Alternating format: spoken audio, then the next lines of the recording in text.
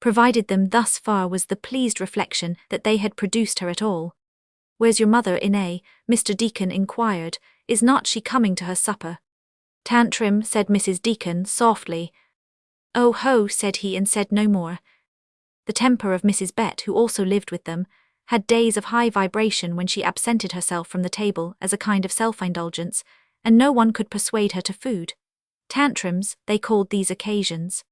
"Baked potatoes," said Mr. Deacon. "That's good, that's good. The baked potato contains more nourishment than potatoes prepared in any other way. The nourishment is next to the skin. Roasting retains it." "That's what I always think," said his wife pleasantly. For 15 years they had agreed about this. They ate in the indecent silence of first savoring food. A delicate crunching of crust, an odor of baked potato shells, the slip and touch of the silver. "Num num numminum," sang the child Monona loudly, and was hushed by both parents in simultaneous exclamation which rivaled this lyric outburst. They were alone at table. Di, daughter of a wife early lost to Mr. Deacon, was not there. Di was hardly ever there. She was at that age in Warbleton. A clock struck the half-hour. "It's curious," Mr. Deacon observed, "how that clock loses. It must be fully 1:45. He consulted his watch. "It is 1:45, he exclaimed with satisfaction. "I am pretty good at guessing time." "I have noticed that," cried his Inez. "Last night it was only 23 when the half-hour struck," he reminded her. 21, I thought. She was tentative, regarded him with arched eyebrows, mastication suspended. This point was never to be settled. The colloquy was interrupted by the child Monona whining for her toast, and the doorbell rang. "Dear me," said Mr. Deacon, "what can anybody be thinking of to call just at mealtime?" He trod the hall, flung open the street door. Mrs. Deacon listened. Lulu, coming in with the toast, was warned to silence by an uplifted finger. She deposited the toast, tiptoed to her chair. A withered baked potato and cold creamed salmon were on her plate. The child Monona ate with shocking appreciation. Nothing could be made of the voices in the hall, but Mrs. Bett's door was heard softly to unlatch. She, too, was listening. A ripple of excitement was caused in the dining-room when Mr. Deacon was divined to usher someone to the parlour.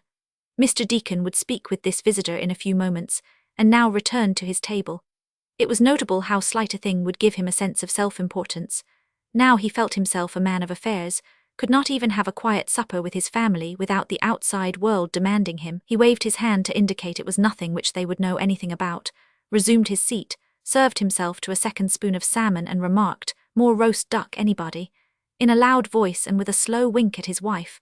That lady at first looked blank, as she always did in the presence of any humour couched with the least indirection, and then drew back her chin and caught her lower lip in her gold-filled teeth. This was her conjugal rebuking. Swedenborg always uses conjugal, and really this sounds more married. It should be used with reference to the deacons. No one was ever more married than they, at least than Mr. Deacon. He made little conjugal jokes in the presence of Lulu, who, now completely unnerved by the habit, suspected them where they did not exist, feared lurking entendre in the most innocent comments, and became more tense every hour of her life. And now the eye of the master of the house fell for the first time upon the yellow tulip in the centre of his table. "Well, well," he said, "what's this?" Inez Deacon produced, fleetly, an unlooked-for dimple. "Have you been buying flowers?" the master inquired. "Ask Lulu," said Mrs. Deacon. He turned his attention full upon Lulu. "Suitors?" he inquired, and his lips left their places to form a sort of ruff about the word. Lulu flushed, and her eyes and their very brows appealed. "It was a quarter," she said. "There will be 5 flowers." "You bought it?" "Yes, there will be 5. That's a nickel apiece." His tone was as methodical as if he had been talking about the bread. "Yet we give you a home on the supposition that you have no money to spend, even for the necessities."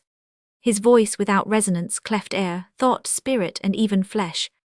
Mrs. Deacon, indeterminately feeling her guilt in having let loose the dogs of her husband upon Lulu, interposed. "Well, but, Herbert, Lulu is not strong enough to work. What's the use?" She dwindled. For years the fiction had been sustained that Lulu, the family beast of burden, was not strong enough to work anywhere else. The justice business, said Dwight Herbert Deacon, was a justice of the peace, and the dental profession, he was also a dentisto, not warrant the purchase of spring flowers in my home. Well, but Herbert, it was his wife again.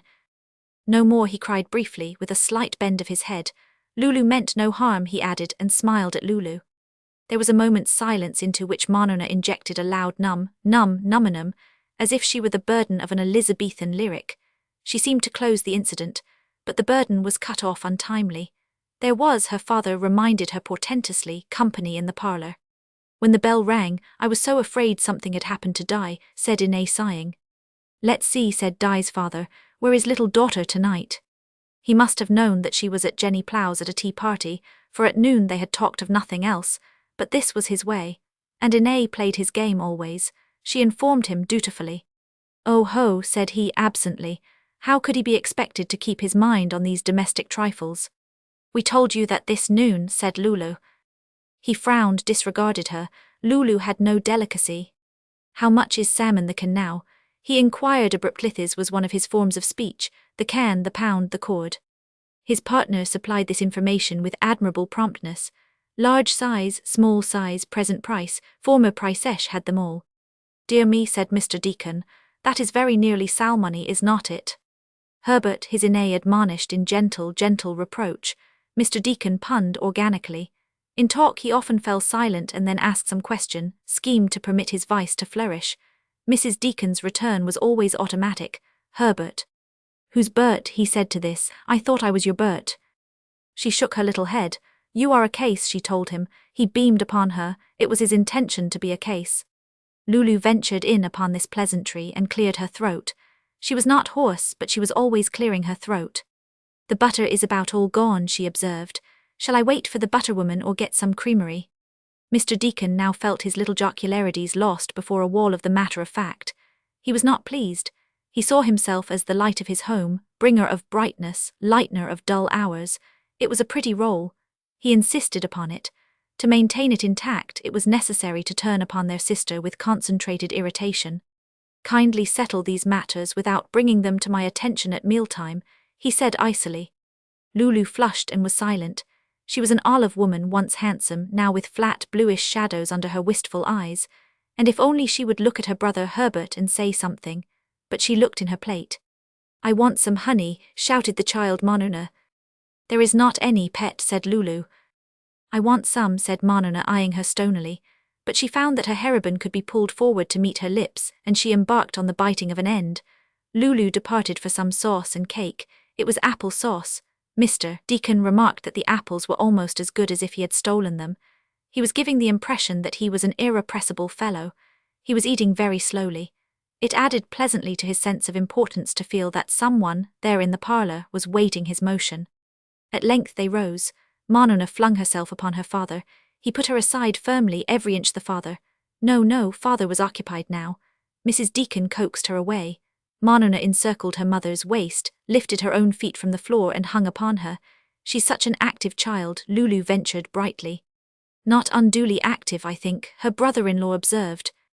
He turned upon Lulu his bright smile, lifted his eyebrows, dropped his lids, stood for a moment contemplating the yellow tulip, and so left the room. Lulu cleared the table. Mrs. Deacon essayed to wind the clock. Well now, did Herbert say it was 23 tonight when it struck the half hour and 21 last night, or 21 tonight and last night 23? She talked of it as they cleared the table, but Lulu did not talk. Cannot you remember? Mrs. Deacon said at last. I should think you might be useful. Lulu was lifting the yellow tulip to set it on the sill. She changed her mind. She took the plant to the woodshed and tumbled it with force upon the chipel. The dining-room table was laid for breakfast. The two women brought their work and sat there. The child Monona hung miserably about, watching the clock. Right or wrong, she was put to bed by it. She had 8 minutes more seventsix viv. Lulu laid down her sewing and left the room. She went to the woodshed, groped about in the dark, found the stalk of the one tulip flower in its heap on the chipel. The tulip she fastened in her gown on her flat chest. Outside were to be seen the early stars. It is said that if our sun were as near to Arcturus as we are near to our sun, the great Arcturus would burn our sun to nothingness. In the deacon's parlour sat Bobby Larkin, 18. He was in pain all over. He was come on an errand which civilization has contrived to make an ordeal. Before him on the table stood a photograph of Diana Deacon, also 18. He hated her with passion. At school she mocked him, aped him, whispered about him, tortured him. For 2 years he had hated her. Nights he fell asleep planning to build a great house and engage her as its servant. Yet as he waited he could not keep his eyes from this photograph. It was Di at her curliest, at her fluffiest, Di conscious of her bracelet, Di smiling. Bobby gazed, his basic aversion to her hard-pressed by a most reluctant pleasure. He hoped that he would not see her, and he listened for her voice. Mr. Deacon descended upon him with an air carried from his supper hour, bland, dispensing. "Well, let us have it. What did you wish to see me about?" With a use of the past tense as connoting something of indirection and hence of delicacy, a nicety customary, yet unconscious. Bobby had arrived in his best clothes, and with an air of such formality that Mr. Deacon had instinctively suspected him of wanting to join the church, and to treat the time with due solemnity, had put him in the parlour until he could attend at leisure. Confronted thus by Di's father, the speech which Bobby had planned deserted him. "I thought if you would give me a job," he said defencelessly. "So that's it." Mr. Deacon, who always awaited but a touch to be either irritable or facetious, inclined now to be facetious. Filling teeth, he would know, marrying folks then, assistant justice or assistant dentist which. Bobby blushed. No, but in that big building of Mr. Deacon's where his office was not there something? It faded from him, sounded ridiculous. Of course there was nothing. He saw it now. There was nothing, Mr. Deacon confirmed him, but Mr. Deacon had an idea. "Hold on," he said, "hold on. The grass. Would Bobby consider taking charge of the grass?"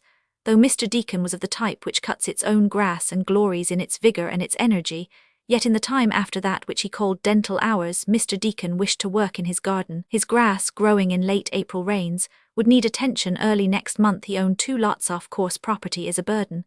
If Bobby would care to keep the grass down and raked, Bobby would care. Accepted this business opportunity, figures and all, thanked Mr. Deacon with earnestness. Bobby's aversion to Di, it seemed, should not stand in the way of his advancement. "Then that is checked off," said Mr. Deacon heartily. Bobby wavered toward the door, emerged on the porch, and ran almost upon Di returning from her tea party at Jenny Plow's. "Oh, Bobby, you came to see me." She was as fluffy, as curly, as smiling as her picture. She was carrying pink, gauzy favors and a spear of flowers. Undeniably in her voice there was pleasure. Her glance was startled but already complacent. She paused on the steps, a lovely figure. But one would say that nothing but the truth dwelt in Bobby. "Oh, hullo," said he. "No, I came to see your father." He marched by her. His hair stuck up at the back. His coat was hunched about his shoulders. His insufficient nose, abundant, loose-lipped mouth and brown eyes were completely expressionless. He marched by her without a glance. She flushed with vexation. Mr. Deacon, as one would expect, laughed loudly, took the situation in his elephantine grasp and pawed at it. Mama, what do you suppose? Di thought she had a beau." "Oh, Papa," said 501, "why, I just hate Bobby Larkin and the whole school knows it." Mr. Deacon returned to the dining-room, humming in his throat. He entered upon a pretty scene. His inné was darning. 4 minutes of grace remaining to the child Monona. She was spinning on one toe with some bacchanalian idea of making the most of the present. Di dominated her ruffles, her blue hose, her bracelet, her ring. "Oh, and Mama," she said, "the sweetest party and the dearest supper and the darlingest decorations and the gorgeousest." Grammar, spoke Dwight Herbert Deacon. He was not sure what he meant, but the good fellow felt some violence done somewhere or other. "Well," said Di positively, "they were. Papa, see my favor." She showed him a sugar dove and he clucked at it. Inné glanced at them fondly, her face assuming its loveliest light. She was often ridiculous, but always she was the happy wife and mother, and her role reduced her individual absurdities at least to its own. The door to the bedroom now opened, and Mrs. Bett appeared. "Well, Mother," cried Herbert, the well curving like an arm, the mother descending like a brisk slap. "Hungry now?" Mrs. Bett was hungry now. She had emerged intending to pass through the room without speaking and find food in the pantry. By obscure processes, her son-in-law's tone inhibited all this. "No," she said, "I am not hungry." Now that she was there, she seemed uncertain what to do. She looked from one to another a bit hopelessly, somehow foiled in her dignity. She brushed at her skirt, the veins of her long, wrinkled hands catching an intenser blue from the dark cloth. She put her hair behind her ears. "We put a potato in the oven for you," said Inné. She had never learned quite how to treat these periodic refusals of her mother to eat, but she never had ceased to resent them. "No, thank you," said Mrs. Bett. Evidently she rather enjoyed the situation, creating for herself a spotlight much in the manner of Monona. "Mother," said Lulu, "let me make you some toast and tea." Mrs. Bett turned her gentle, bloodless face toward her daughter, and her eyes warmed. After a little, maybe, she said. I think I will run over to see Grandma Gates now, she added, and went toward the door. Tell her, cried Dwight, tell her she's my best girl. Grandma Gates was a rheumatic cripple who lived next door, and whenever the Deacons or Mrs. Bett were angry or hurt or wished to escape the house for some reason, they stalked over to Grandma Gates in lieu of, say, slamming a door. These visits radiated an almost daily friendliness which lifted and tempered the old invalid's lot and life. Di flashed out at the door again, on some trivial permission. A good many of Mama's stitches in that dress to keep clean, Inez called after. Early, darling, early, her father reminded her. A faint regurgitation of his was somehow invested with the paternal. What's this? Cried Dwight Herbert Deacon abruptly. On the clerk's shelf lay a letter. Oh, Dwight, Inez was all compunction. It came this morning, I forgot. I forgot it too, and I laid it up there. Lulu was eager for her share of the blame. Is not it understood that my mail cannot wait like this? Dwight's sense of importance was now being fed in gulps. I know, I am awfully sorry, Lulu said, but you hardly ever get a letter. This might have made things worse, but it provided Dwight with a greater importance. Of course, pressing matter goes to my office, he admitted it. Still, my mail should have more careful. He read, frowning. He replaced the letter and they hung upon his motions as he tapped the envelope and regarded them. Now, said he, what do you think I have to tell you? Something nice, Inez was sure. Something surprising, Dwight said portentously. But Dwighty's it nice, from his Inez. That depends, I like it, Soul Lulu. He leered at her, it's company. Oh, Dwight, said Inez, who? From Oregon, he said, toying with his suspense. Your brother, cried Inez, is he coming? Yes, Ninian's coming, so he says. Ninian, cried Inez again. She was excited, rounded, her moist lips parted. Dwight's brother Ninian, how long was it? 19 years. South America, Central America, Mexico, Panama and all. When was he coming and what was he coming for? To see me, said Dwight, to meet you, some day next week. He do not know what a charmer Lulu is or he would come quicker. Lulu flushed terribly, not from the implication, but from the knowledge that she was not a charmer. The clock struck. The child Monona uttered a cutting shriek. Herbert's eyes flew not only to the child but to his wife. What was this? Was their progeny hurt? Bedtime, his wife elucidated and added, Lulu, will you take her to bed? I am pretty tired. Lulu rose and took Monona by the hand, the child hanging back and shaking her straight hair in an unconvincing negative. As they crossed the room, Dwight Herbert Deacon, strolling about and snapping his fingers, halted and cried out sharply. Lulu, one moment. He approached her. A finger was extended, his lips were parted, on his forehead was a frown. You picked the flower on the plant, he asked incredulously. Lulu made no reply, but the child Monona felt herself lifted and borne to the stairway, and the door was shut with violence. On the dark stairway, Lulu's arms closed about her in an embrace which left her breathless and squeaking. And yet Lulu was not really fond of the child Monona either. This was a discharge of emotion akin, say, to slamming the door. Roman 2. Maid. Lulu was dusting the parlor. The parlor was rarely used, but every morning it was dusted, by Lulu. She dusted the black walnut center table, which was of Inez's choosing, and looked like Inez, shining, complacent, abundantly curved. The leather rocker, too, looked like Inez, brown, plumply upholstered, tipping back a bit. Really, the Davenport looked like Inez, for its chintz pattern seemed to bear a design of lifted eyebrows and arch, reproachful eyes.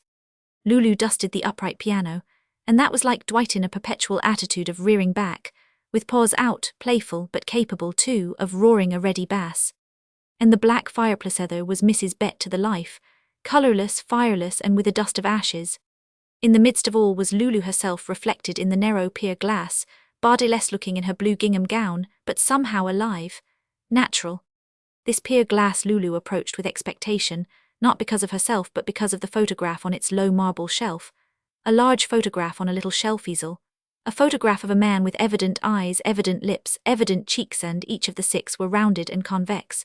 You could construct the rest of him.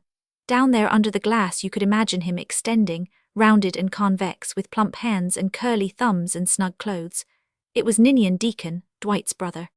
Every day since his coming had been announced Lulu, dusting the parlor, had seen the photograph looking at her with its eyes somehow new. Or were her own eyes new? She dusted this photograph with a difference, lifted, dusted, set it back, less as a process than as an experience. As she dusted the mirror and saw his trim semblance over against her own bodiless reflection, she hurried away. But the eyes of the picture followed her, and she liked it. She dusted the south windowsill, and saw Bobby Larkin come round the house and go to the woodshed for the lawn mower. She heard the smooth blur of the cutter. Not 6 times had Bobby traversed the lawn when Lulu saw Di emerge from the house. Di had been caring for her canary, and she carried her bird bath and went to the well, and Lulu divined that Di had deliberately disregarded the handy kitchen taps. Lulu dusted the south window and watched, and in her watching was no quality of spying or of criticism. Nor did she watch wistfully. Rather, she looked out on something in which she had never shared, could not by any chance imagine herself sharing. The south windows were open, airs of May bore the soft talking. "Oh, Bobby, will you pump while I hold this?" And again, "Now wait till I rinse." And again, "You needn't be so glum," the village salutation signifying kindly attention. Bobby now first spoke, whose glum he countered gloomily. The iron of those days when she had laughed at him was deep within him, and this she now divined and said absently, "I used to think you were pretty nice, but I do not like you any more." "Yes, you used to," Bobby repeated derisively. "Is that why you made fun of me all the time?" At this Di coloured and tapped her foot on the well curb. He seemed to have her now and enjoyed his triumph, but Di looked up at him shyly and looked down. "I had too," she admitted. "They were all teasing me about you." They were, this was a new thought to him. Teasing her about him, were they? He straightened. "Ha," he said in magnificent evasion. "I had to make them stop, so I teased you. I never wanted to." Again the upward look. "Well," Bobby stared at her, "I never thought it was anything like that." "Of course you did not." She tossed back her bright hair, met his eyes full. "And you never came where I could tell you. I wanted to tell you." She ran into the house. Lulu lowered her eyes. It was as if she had witnessed the exercise of some secret gift, had seen a cocoon open or an egg hatch. She was thinking. How easy she done it, got him right over, but how did she do that? Dusting the Dwight-like piano, Lulu looked over shoulder with a manner of speculation at the photograph of Ninian. Bobby mowed and pondered. The magnificent conceit of the male in his understanding of the female character was sufficiently developed to cause him to welcome the improvisation which he had just heard. Perhaps that was the way it had been. Of course that was the way it had been. What a fool he had been not to understand. He cast his eyes repeatedly toward the house. He managed to make the job last over so that he could return in the afternoon. He was not conscious of planning this, but it was in some manner contrived for him by forces of his own with which he seemed to be cooperating without his conscious will. Continually he glanced toward the house. These glances Lulu saw. She was a woman of 34 and Di and Bobby were 18, but Lulu felt for them no adult indulgence.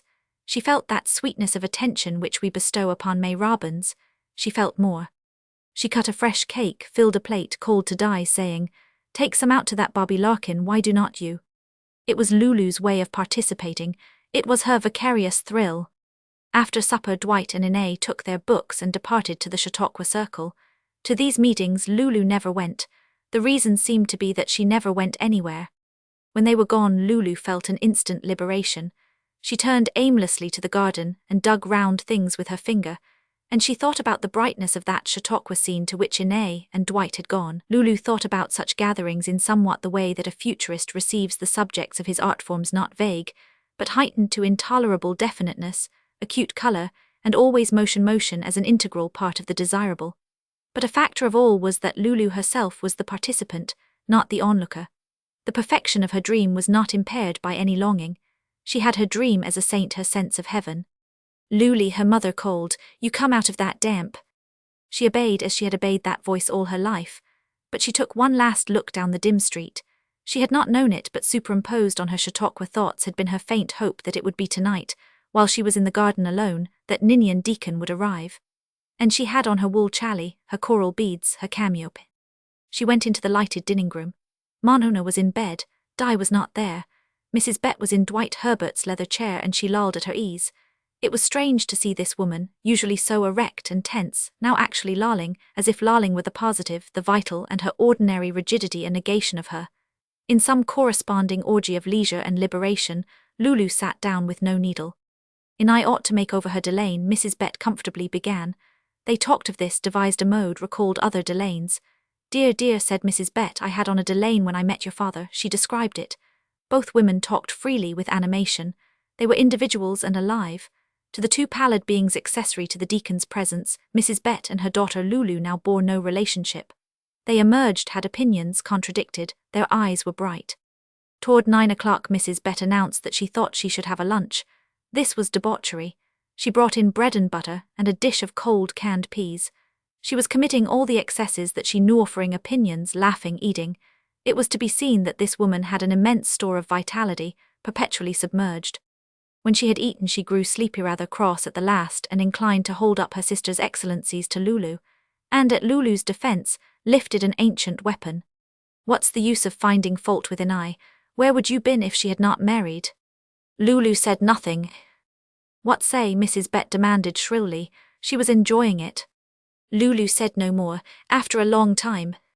You always was jealous of I, said Mrs. Bett, and went to her bed. As soon as her mother's door had closed, Lulu took the lamp from its bracket, stretching up her long body and her long arms until her skirt lifted to show her really slim and pretty feet. Lulu's feet gave news of some other Lulu, but slightly incarnate. Perhaps, so far, incarnate only in her feet and her long hair. She took the lamp to the parlor and stood before the photograph of Ninian Deacon and looked her fill. She did not admire the photograph, but she wanted to look at it. The house was still, there was no possibility of interruption. The occasion became sensation, which she made no effort to quench. She held a rendezvous with she knew not what. In the early hours of the next afternoon, with the sun shining across the threshold, Lulu was paring something at the kitchen table. Mrs. Bett was asleep. I do not blame you a bit, mother, Lulu had said as her mother named the intention. Ine was asleep, but Ine always took off the curse by calling it her siesta, long one. Manona was playing with a neighbour's child. You heard their shrill yet lovely laughter as they obeyed the adult law that motion is pleasure. Di was not there. A man came round the house and stood tying a puppy to the porch post. A long shadow fell through the west doorway. The puppy whined. Oh, said this man, I did not mean to arrive at the back door, but since I am here. He lifted a suitcase to the porch, entered, and filled the kitchen. It's Ine, is not it? He said. I am her sister, said Lulu, and understood that he was here at last. Well, I am Bert's brother, said Ninian, so I can come in, cannot I? He did so, turned round like a dog before his chair and sat down heavily, forcing his fingers through heavy, upspringing brown hair. Oh yes, said Lulu, I will call Ine, she's asleep. Do not call her then, said Ninian, let's you and I get acquainted. He said it absently, hardly looking at her. I will get the pup a drink if you can spare me a basin, he added. Lulu brought the basin, and while he went to the dog she ran tiptoeing to the dining-room china closet and brought a cut-glass tumbler as heavy, as ungainly as a stone crock. This she filled with milk. I thought maybe, said she, and offered it. Thank you, said Ninian, and drained it. Making pies as I live, he observed, and brought his chair nearer to the table. I did not know Ine had a sister, he went on. I remember now Bert said he had 2 of her relatives. Lulu flushed and glanced at him pitifully. He has, she said, it's my mother and me, but we do quite a good deal of the work. I will bet you do, said Ninian, and did not perceive that anything had been violated. What's your name? He bethought. She was in an immense and obscure excitement. Her manner was serene, her hands as they went on with the peeling did not tremble. Her replies were given with sufficient quiet, but she told him her name as one tells something of another and more remote creature. She felt as one may feel in catastrophe, no sharp understanding, but merely the sense that the thing cannot possibly be happening. You folks expect me, he went on. Oh yes, she cried, almost with vehemence. Why, we have looked for you every day. See, he said, how long have they been married? Lulu flushed as she answered, 15 years. And a year before that the first one died, and 2 years they were married, he computed. I never met that one. Then it's close to 20 years since Bert and I have seen each other. How awful, Lulu said, and flushed again. Why is to be that long away from your folks? Suddenly she found herself facing this honestly, as if the immensity of her present experience were clarifying her understanding. Would it be so awful to be away from Bert and Manona and Diaz, and Ine for 20 years? You think that, he laughed, a man do not know what he's like till he's roamed around on his own. He liked the sound of it. Roamed around on his own, he repeated and laughed again. Course a woman do not know that. Why do not she? Asked Lulu. She balanced a pie on her hand and carved the crust. She was stupefied to hear her own question. Why do not she? Maybe she does, do you?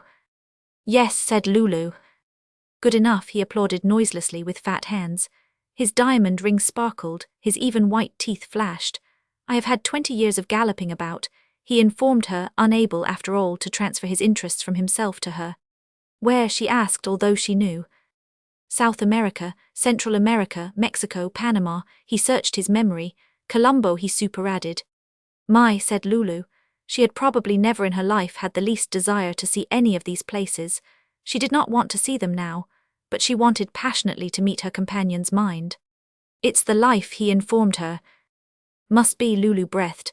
She tried and gave it up. Where you been mostly? He asked at last. By this unprecedented interest in her doings, she was thrown into a passion of excitement. Here, she said, I have always been here, 15 years with an A, before that we lived in the country. He listened sympathetically now, his head well on one side. He watched her veined hands pinch at the pies. Poor old girl, he was thinking. Is it Miss Lulu Bett? He abruptly inquired, or Mrs. Lulu flushed in anguish. Miss, she said low, as one who confesses the extremity of failure. Then from unplumbed depths another Lulu abruptly spoke up. From choice, she said. He shouted with laughter. You bet, oh you bet, he cried, never doubted it. He made his palms taut and drummed on the table. Say, he said. Lulu glowed, quickened, smiled. Her face was another face. Which kind of a mister are you? She heard herself ask, and his shoutings redoubled. Well, who would have thought it of her? Never give myself away, he assured her. Say, by George, I never thought of that before. There's no telling whether a man's married or not by his name. It do not matter, said Lulu. Why not? Not so many people want to know. Again he laughed. This laughter was intoxicating to Lulu. No one ever laughed at what she said save Herbert, who laughed at her. Go it, old girl, Ninian was thinking, but this did not appear. The child Monona now arrived, banging the front gate and hurling herself round the house on the board walk, catching the toe of one foot in the heel of the other and blundering forward, head down, her short, straight hair flapping over her face. She landed flat-footed on the porch. She began to speak, using a ridiculous perversion of words, scarcely articulate, then in vogue in her group. And, whose dog? She shrieked. Ninian looked over his shoulder, held out his hand, finished something that he was saying to Lulu. Monona came to him readily enough, staring, loose-lipped. I will bet I am your uncle, said Ninian. Relationship being her highest known form of romance, Monona was thrilled by this intelligence. Give us a kiss, said Ninian, finding in the plural some vague mitigation for some vague offence. Monona, looking silly, complied. And her uncle said, my stars, such a great big tall girlthy would have to put a board on her head. What's that? Inquired Monona. She had spied his great diamond ring. This, said her uncle, was brought to me by Santa Claus, who keeps a jewelry shop in heaven. The precision and speed of his improvisation revealed him. He had 20 other diamonds like this one. He kept them for those Sundays when the sun comes up in the west. Of course he often. Some day he was going to melt a diamond and eat it, then you sparkled all over in the dark ever after. Another diamond he was going to plant. They say he did it all gravely, absorbedly. About it he was as conscienceless as a savage. This was no fancy spun to pleasure a child. This was like lying for its own sake. He went on talking with Lulu, and now again he was the tease, the braggart, the unbridled, unmodified male. Monona stood in the circle of his arm. The little being was attentive, softened, subdued. Some pretty, faint light visited her.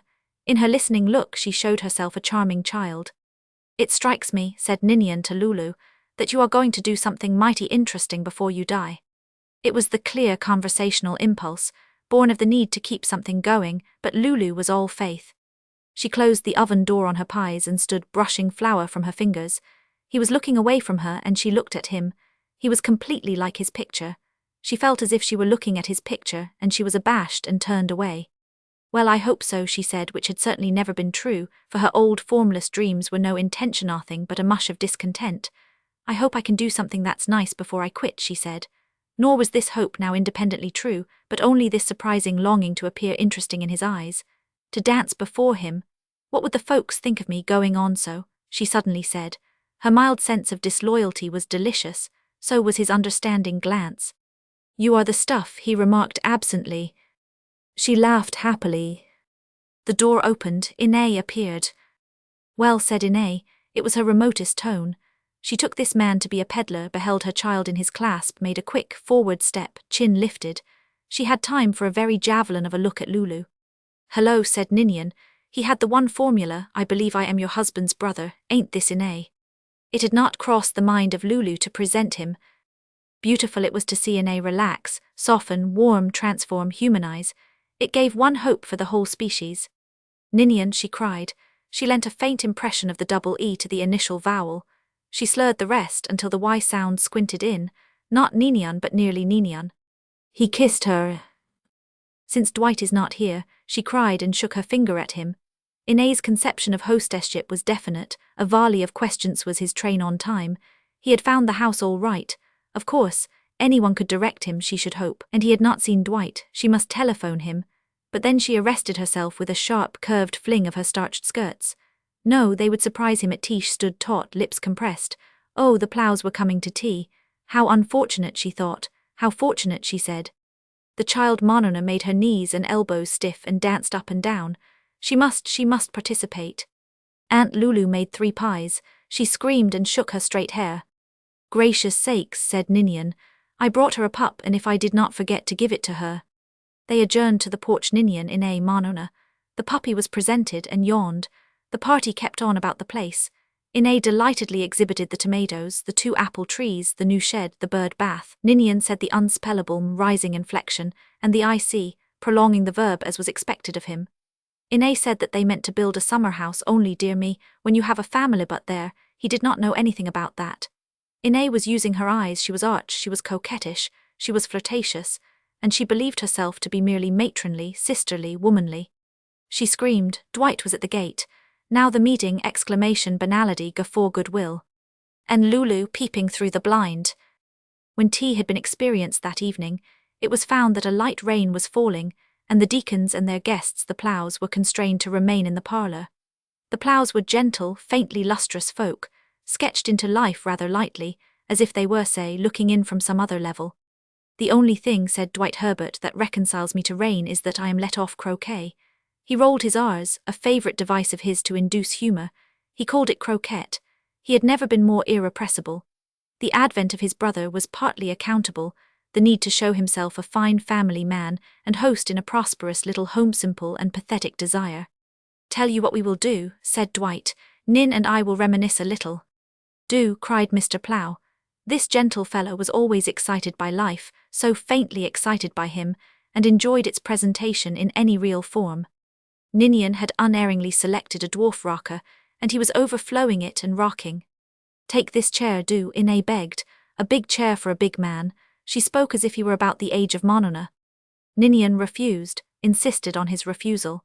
A few years more, and human relationships would have spread sanity even to Ine's estate, and she would have told him why he should exchange chairs. As it was, she forbore, and kept glancing anxiously at the overburdened little beast beneath him. The child Monona entered the room. She had been driven down by Di and Jenny Plow, who had vanished upstairs and, through the ventilator, might be heard in a lift and fall of giggling. Monona had also been driven from the kitchen where Lulu was for some reason, hurrying through the dishes. Monona now ran to Mrs. Bett, stood beside her and stared about resentfully. Mrs. Bett was in best black and ruches, and she seized upon Monona and patted her, as her own form of social expression, and Monona wriggled like a puppy as hers. Quiet, Peddy, said Ine, eyebrows up. She caught her lower lip in her teeth. Well, sir, said Dwight, you would not think it to look at us, but Mother had her hands pretty full bringing us up. Into Dwight's face came another look. It was always so, when he spoke of this foster mother who had taken these 2 boys and seen them through the graded schools. This woman Dwight adored, and when he spoke of her he became his inner self. We must run upstate and see her while you are here, Nin, he said. To this Ninian gave a casual assent, lacking his brother's really tender ardour. Little Dwight pursued, little did she think I would settle down into a nice, quiet, merry dentist and magistrate in my town. And Nin intase, Nin, what are you anyway? They laughed. That's the question, said Ninian. They laughed. Maybe Ine ventured, maybe Ninian will tell us something about his travels. He is quite a traveller, you know, she said to the Plows. A regular Gulliver. They laughed respectfully. How we should love it, Mr. Deacon, Mrs. Plow said. You know we have never seen very much. Goaded on, Ninian launched upon his foreign countries as he had seen them: population, exports, imports, soil, irrigation, business. For the populations Ninian had no respect. Crops could not touch ours, soil mighty poor pickings. And the business say, those fellows do not know, and say the hotels, do not say foreign hotel to Ninian. He regarded all the alien earth as barbarian, and he stoned it. He was equipped for absolutely no intensive observation. His contacts were negligible. Mrs. Plow was more excited by the deacon's party than Ninian had been wrought upon by all his voyaging. Tell you, said Dwight. When we ran away that time and went to the state fair, little did we think he told about running away to the state fair. I thought he wound up irrelevantly in A and I might get over to the other side this year, but I guess not. I guess not. The words give no conception of their effect spoken thus, for there in Warbleton these words are not commonplace. In Warbleton, Europe is never so casually spoken. Take a trip abroad is the phrase, or go to Europe at the very least, and both with empressement. Dwight had somewhere noted and deliberately picked up that other side effect, and his Inez knew this and was proud. Her covert glance about pensively covered her soft triumph. Mrs. Bett, her arm still circling the child Monona, now made her first observation.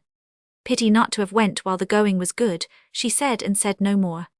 Nobody knew quite what she meant, and everybody hoped for the best, but Inez frowned. Mama did these things occasionally when there was company, and she dared.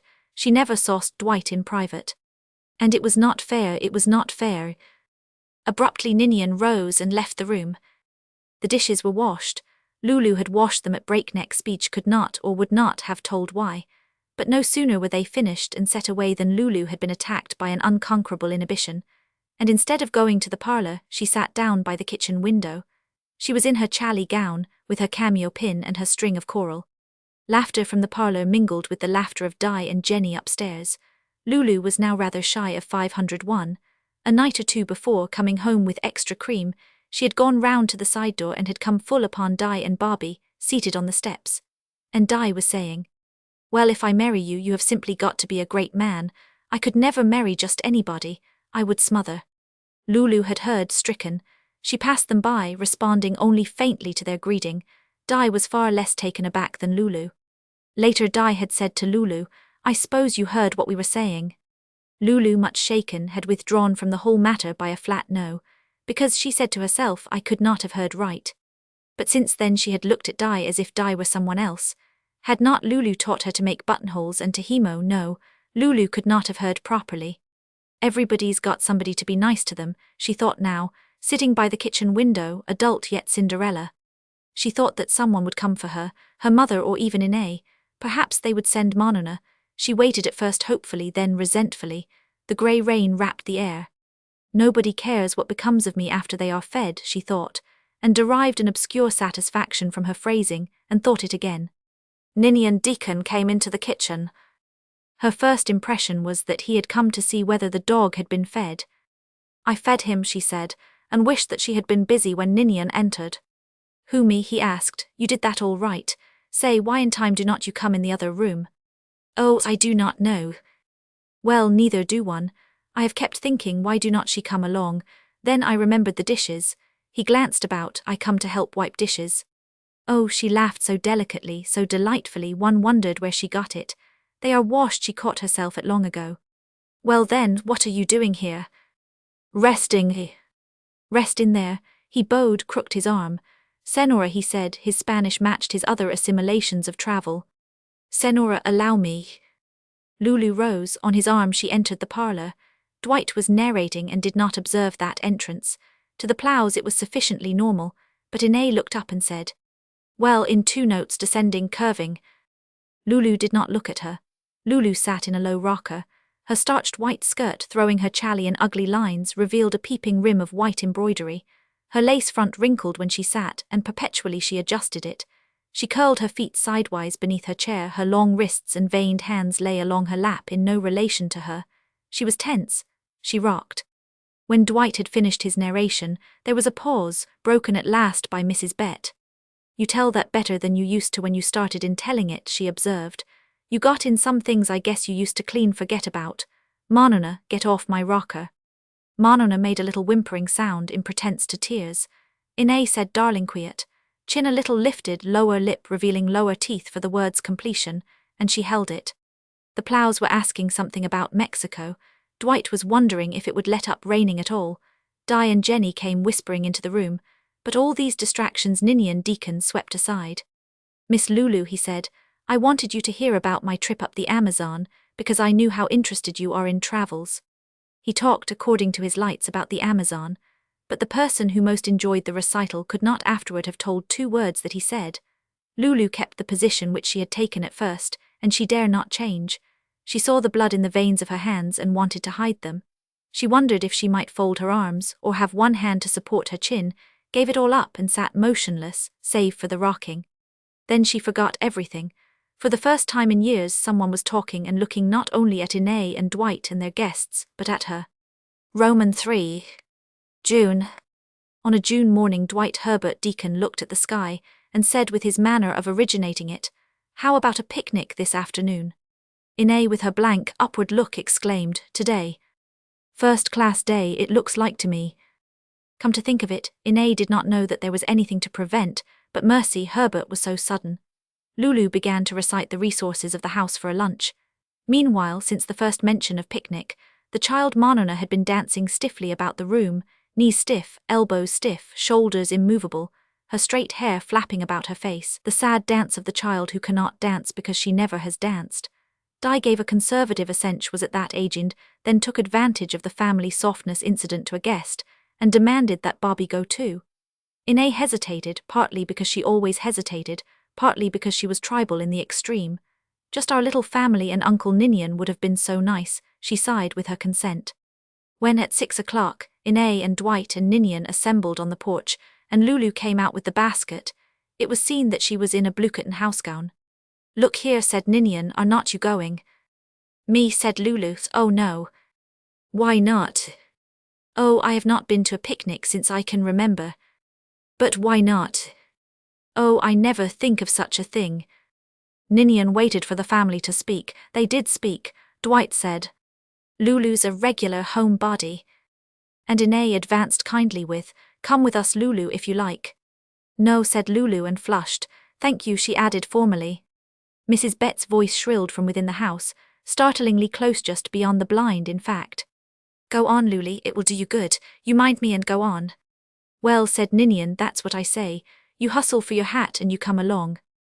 For the first time this course presented itself to Lulu as a possibility. She stared up at Ninian. "You can slip on my linen duster over," Inez said graciously. "Your new one?" Dwight incredulously wished to know. "Oh no," Inez laughed at the idea. "The old one." They were having to wait for Diane. Any Cassesi always had to wait for Diane at last. Hardly believing in her own motions, Lulu was running to make ready. Mrs. Bett hurried to help her, but she took down the wrong things and they were both irritated. Lulu reappeared in the linen duster and a wide hat. There had been no time to tighten up her hair. She was flushed at the adventure. She had never looked so well. They started. Lulu, falling in with Monona, heard for the first time in her life the step of the pursuing male, choosing to walk beside her and the little girl. Oh, would Inez like that? And what did Lulu care what Inez liked? Monona, making a silly, semi-articulate observation, was enchanted to have Lulu burst into laughter and squeeze her hand. Di contributed her bright presence, and Bobby Larkin appeared from nowhere, running with a gigantic bag of fruit. "Bully-luja," he shouted, and Lulu could have shouted with him. She sought for some utterance. She wanted to talk with Ninian. "I do hope we have brought sandwiches enough," was all that she could get to say. They chose a spot, that is to say Dwight Herbert chose a spot, across the river and up the shore where there was at that season a strip of warm beach. Dwight Herbert declared himself the builder of incomparable fires, and made a bad smudge. Ninian, who was a camper neither by birth nor by adoption, kept offering brightly to help, could think of nothing to do, and presently, bethinking himself of skipping stones, went and tried to skip them on the flowing river. Inez cut her hand opening the condensed milk, and was obliged to sit under a tree and nurse the wound. Monona spilled all the salt and sought diligently to recover it, so Lulu did all the work. As for Di and Barbie, they had taken the pail and gone for water, discouraging Monona from accompanying them, discouraging her to the point of tears. But the two were gone for so long that on their return Dwight was hungry and cross and majestic. Those who disregard the comfort of other people, he enunciated, cannot expect consideration for themselves in the future. He did not say on what ethical tenet this dictum was based, but he delivered it with extreme authority. Ine caught her lower lip with her teeth, dipped her head, and looked at 501, and Monona laughed like a little demon. As soon as Lulu had all in readiness, and cold corned beef and salad had begun their orderly progression, Dwight became the immemorial dweller in green fastnesses. He began. This is ideal. I tell you, people do not have no life if they do not get out and eat in the open. It's better than any tonic at $1 the bottle. Nature's ton, I say, free as the air. Look at that sky, see that water, could anything be more pleasant? He smiled at his wife. This man's face was glowing with simple pleasure. He loved the out-of-doors with a love which could not explain itself, but he now lost a definite climax when his wife's comment was heard to be, Monona, now it's all over both ruffles, and Mama does try so hard. After supper some boys arrived with a boat which they beached, and Dwight, with enthusiasm, gave the boys 10 cents for a half-hour's use of that boat, and invited to the waters his wife, his brother and his younger daughter. Ine was timid not because she was afraid, but because she was congenitally timid. With her this was not a belief or an emotion, it was a disease. Dwight, darling, are you sure there's no danger? Why, none in the world. Who ever heard of drowning in a river? But you are not so very used. Oh, was not he? Who was it that had lived in a boat throughout youth if not he? Ninian refused out offhand, lighted a cigar and sat on a log in a permanent fashion. Ine's plump figure was fitted in the stern, the child Monona affixed, and the boat put off, bow well out of water. On this pleasure ride the face of the wife was as the face of the damned. It was true that she revered her husband's opinions above those of all other men. In politics, in science, in religion, in dentistry she looked up to his dicta as to revelation. And was he not a magistrate? But let him take oars in hand, or shake lines or a whip above the back of any horse, and this woman would trust any other woman's husband by preference. It was a phenomenon. Lulu was making the work last so that she should be out of everybody's way. When the boat put off without Ninian, she felt a kind of terror and wished that he had gone. He had sat down near her and she pretended not to see. At last Lulu understood that Ninian was deliberately choosing to remain with her. The languor of his bulk after the evening meal made no explanation for Lulu. She asked for no explanation. He had stayed. And they were alone, for Di, on a pretext of examining the flocks and herds, was leading Barbie away to the pastures, a little at a time. The sun, now fallen, had left an even, waxen sky. Leaves and ferns appeared drenched with the light just withdrawn. The hush, the warmth, the colour were charged with some influence. The air of the time communicated itself to Lulu as intense and quiet happiness. She had not yet felt quiet with Ninian. For the first time her blind excitement in his presence ceased, and she felt curiously accustomed to him. To him, the air of the time imparted itself in a deepening of his facile sympathy. "Do you know something?" he began. "I think you have it pretty hard around here." Lulu was genuinely astonished. "Yes, sir, do you have to work like this all the time? I guess you will not mind my asking." "Well, I ought to work, I have a home with them, mother too." "Yes, but Glory, you ought to have some kind of a life of your own, you want it too, you told me you did that first day." She was silent. Again he was investing her with a longing which she had never really had, until he had planted that longing. She had wanted she knew not what. Now she accepted the dim, the romantic interest of this role. "I guess you do not see how it seems," he said to me, "coming along a stranger so. I do not like it." He frowned, regarded the river, flicked away ashes, his diamond obediently shining. Lulu's look, her head drooping, had the liquid air of the look of a young girl. For the first time in her life she was feeling her helplessness. It intoxicated her. "They are very good to me," she said. He turned. "Do you know why you think that? Because you have never had anybody really good to you, that's why." "But they treat me good." "They make a slave of you, regular slave." He puffed, frowning. "Damned shame I call it," he said. Her loyalty stirred Lulu. "We have our whole living. And you earn it. I've been watching you since I've been here. Do not you ever go anywheres." She said, "This is the first place in years." "Lord, do not you want to? Of course you do." "Not so much places like this." "I see, what you want is to get away like you would ought to." He regarded her. "You have been a blamed fine-looking woman," he said. She did not flush, but that faint, unsuspected Lulu spoke for her. "You must have been a good-looking man once yourself." His laugh went ringing across the water. "You are pretty good," he said. He regarded her approvingly. "I do not see how you do it," he mused, "blamed if I do." "How I do what?" "Why come back quick like that with what you say?" Lulu's heart was beating painfully. The effort to hold her own in talk like this was terrifying. She had never talked in this fashion to anyone. It was as if some matter of life or death hung on her ability to speak an alien tongue. And yet when she was most at loss, that other Lulu, whom she had never known anything about, seemed suddenly to speak for her. As now. "It's my grand education," she said. She sat humped on the log, her beautiful hair shining in the light of the warm sky. She had thrown off her hat and the linen duster, and was in her blue gingham gown against the sky and leaves. But she sat stiffly, her feet carefully covered, her hands ill at ease, her eyes rather piteous in their hope somehow to hold her vague own. Yet from her came these sufficient, insouciant replies. "Education," he said, laughing heartily. "That's mine too." He spoke a creed. "I ain't never had it and I ain't never missed it."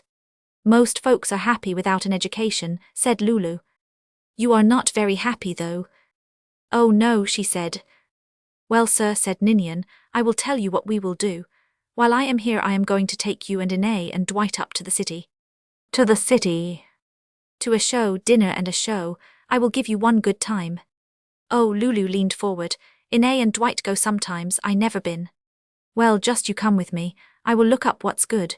You tell me just what you like to eat and we will get it." She said, "I have not had anything to eat in years that I have not cooked myself." He planned for that time to come, and Lulu listened as one intensely experiencing every word that he uttered. Yet it was not in that future merrymaking that she found her joy, but in the consciousness that he some one was planning like this for her. Meanwhile Di and Barbie had rounded the corner by an old half-house and kept on down the levee. Now that the presence of the others was withdrawn, the two looked about them differently and began themselves to give off an influence instead of being pressed upon by overpowering personalities. Frogs were chorusing in the near swamp, and Barbie wanted one. He was off after it, but Di eventually drew him back, reluctant, frogless. He entered upon an exhaustive account of the use of frogs for bait, and as he talked he constantly flung stones. Di grew restless. There was, she had found, a certain amount of this to be gone through before Barbie would focus on the personal. At length she was obliged to say, "Like me today," and then he entered upon personal talk with the same zest with which he had discussed bait. "Barbie," said Di, "sometimes I think we might be married and not wait for any old money." They had now come that far. It was partly an authentic attraction, grown from out the old repulsion, and partly it was that they both and especially Dissot much wanted the experiences of attraction that they assumed its ways. And then each cared enough to assume the pretty role required by the other, and by the occasion, and by the air of the time. "Would you?" asked Barbibut in the subjunctive. She said, "Yes, I will." "It would mean running away, would not it?" said Barbie, still subjunctive. "I suppose so. Mama and Papa are so unreasonable." "Di," said Barbie, "I do not believe you could ever be happy with me." "The idea, I can too. You are going to be a great man, you know you are." Barbie was silent. Of course he knew it, but he passed it over. "Would not it be fun to elope and surprise the whole school?" said Di, sparkling. Barbie grinned appreciatively. He was good to look at with his big frame, his head of rough dark hair, the sky warm upon his clear skin and full mouth. Di suddenly announced that she would be willing to elope now. "I have planned eloping lots of times," she said ambiguously. It flashed across the mind of Barbie that in these plans of hers, he may not always have been the principal, and he could not be sure, but she talked in nothings, and he answered her so. Soft cries sounded in the center of the stream. The boat, well out of the strong current, was seen to have its oars shipped, and there sat Dwight Herbert gently rocking the boat. Dwight Herbert would. "Bertie, Berta, please," you heard his Inez say. Monona began to cry, and her father was irritated, felt that it would be ignominious to desist, and did not know that he felt this. But he knew that he was annoyed, and he took refuge in this and picked up the oars with. Some folks never can enjoy anything without spoiling it. "That's what I was thinking," said Inez with a flash of anger. They glided toward the shore in a huff. Monona found that she enjoyed crying across the water and kept it up. It was almost as good as an echo. Inez, stepping safe to the sands, cried ungratefully that this was the last time that she would ever go with her husband anywhere. Ever. Dwight Herbert, recovering, gauged the moment to require of him humor, and observed that his wedded wife was as skittish as a colt. Inez kept silence, head poised so that her full little chin showed double. Monona, who had previously hidden a cookie in her frock, now remembered it and crunched sidewise, the eyes ruminant. Moving toward them with Di, Barbie was suddenly overtaken by the sense of disliking them all. He never had liked Dwight Herbert, his employer. Mrs. Deacon seemed to him so overwhelmingly mature that he had no idea how to treat her, and the child Monona he would like to roll in the river.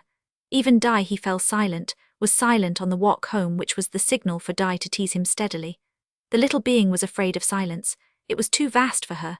She was like a butterfly in a dome. But against that background of ruined occasion, Lulu walked homeward beside Ninian. And all that night beside her mother who groaned in her sleep, Lulu lay tense and awake. He had walked home with her. He had told Inez and Herbert about going to the city. What did it mean? Suppose oh no. Either lay still or get up and set up, Mrs. Bett directed her at length. Roman 4.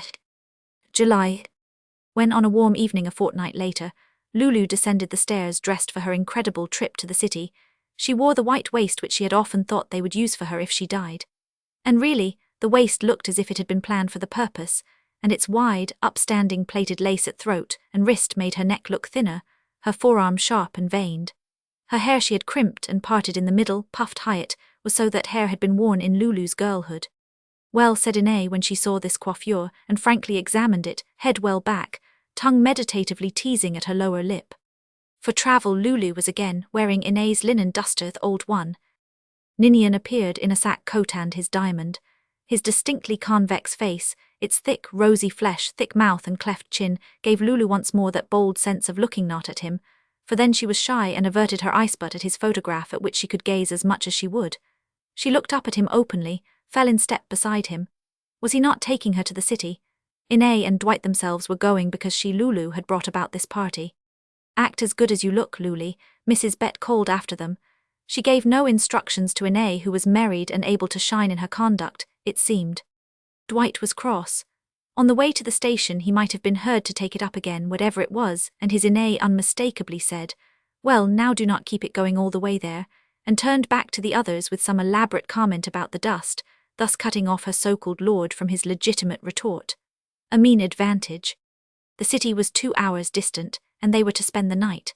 On the train, in the double seat, Ninian beside her among the bags, Lulu sat in the simple consciousness that the people all knew that she too had been chosen.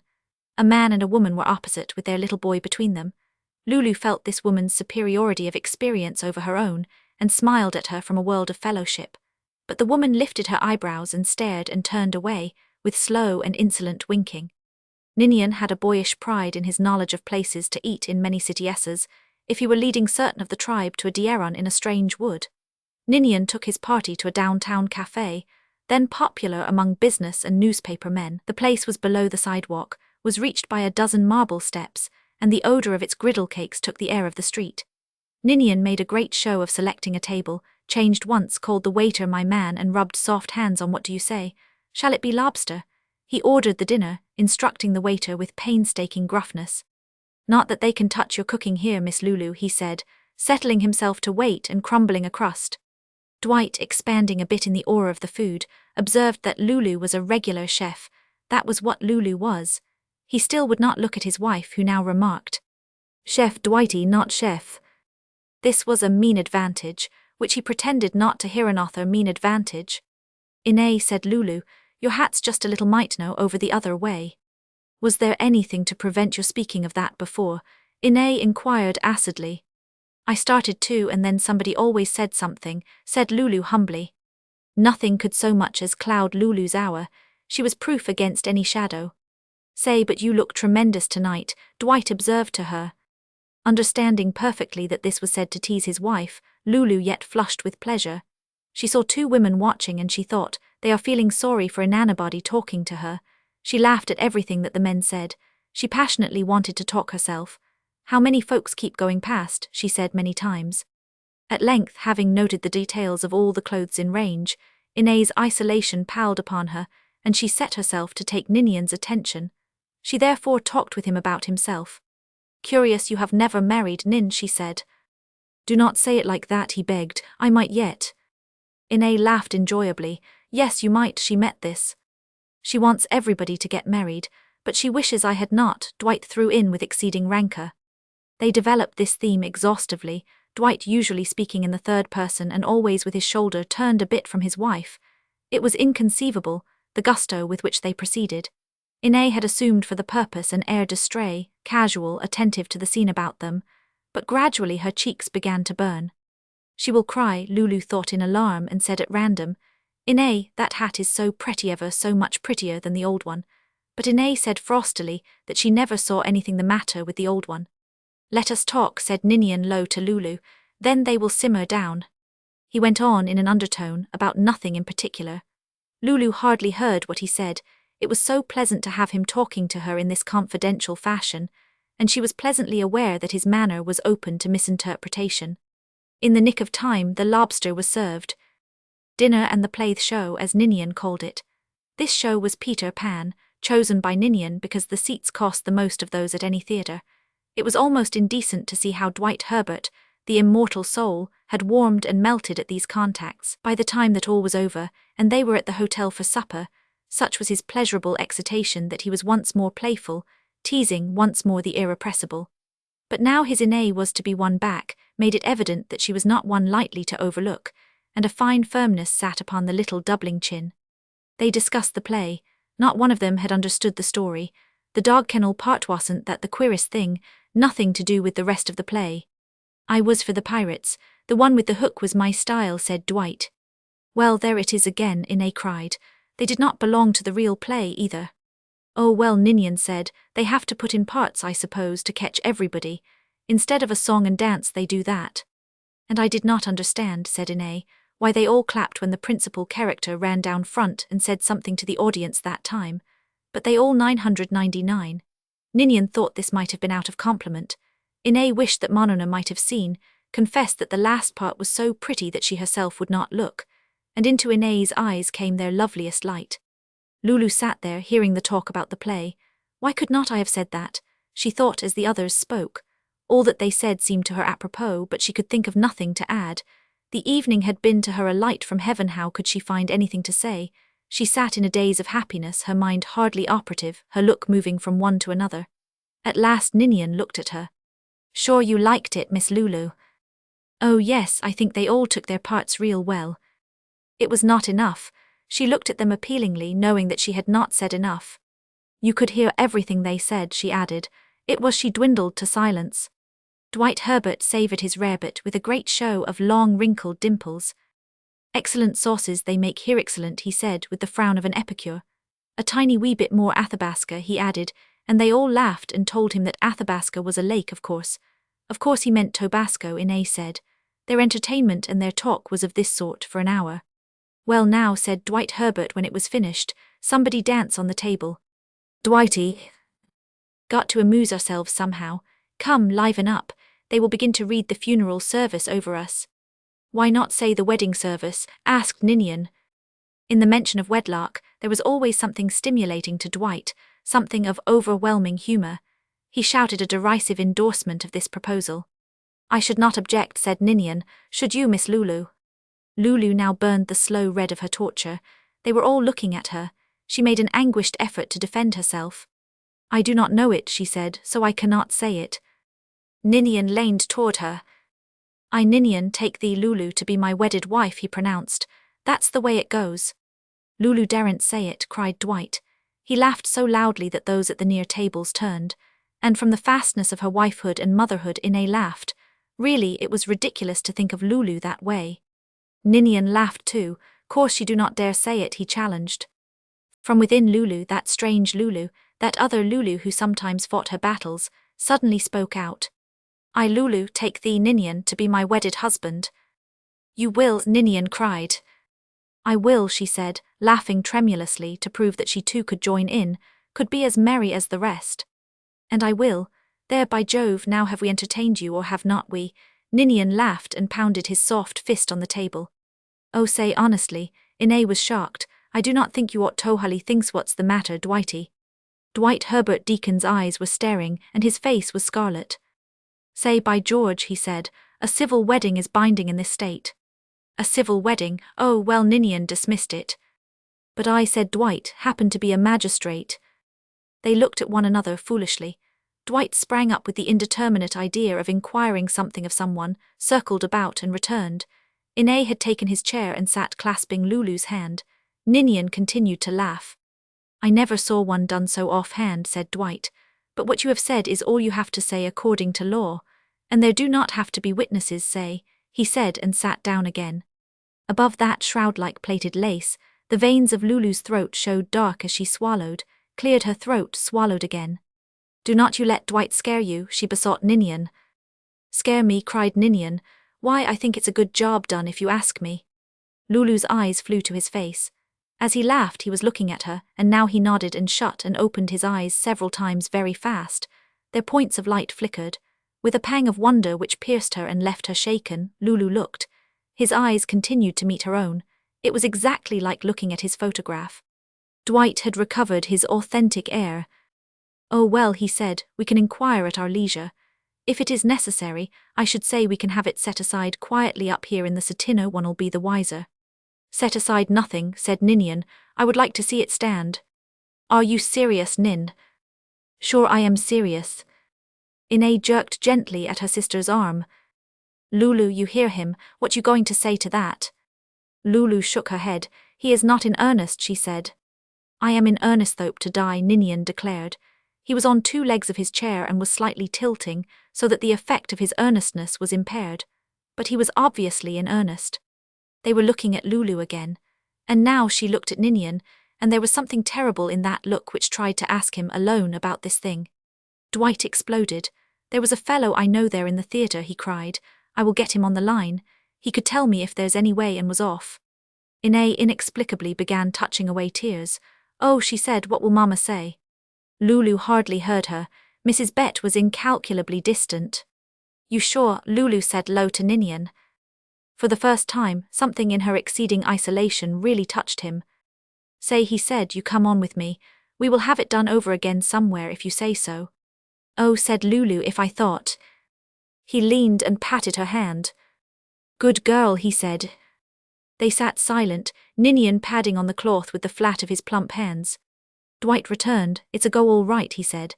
He sat down, laughed weakly, rubbed at his face. You two are tied as tight as the church could tie you. Good enough, said Ninian. Lulu. It's all right, I guess, Lulu said. Well, I will be dished, said Dwight.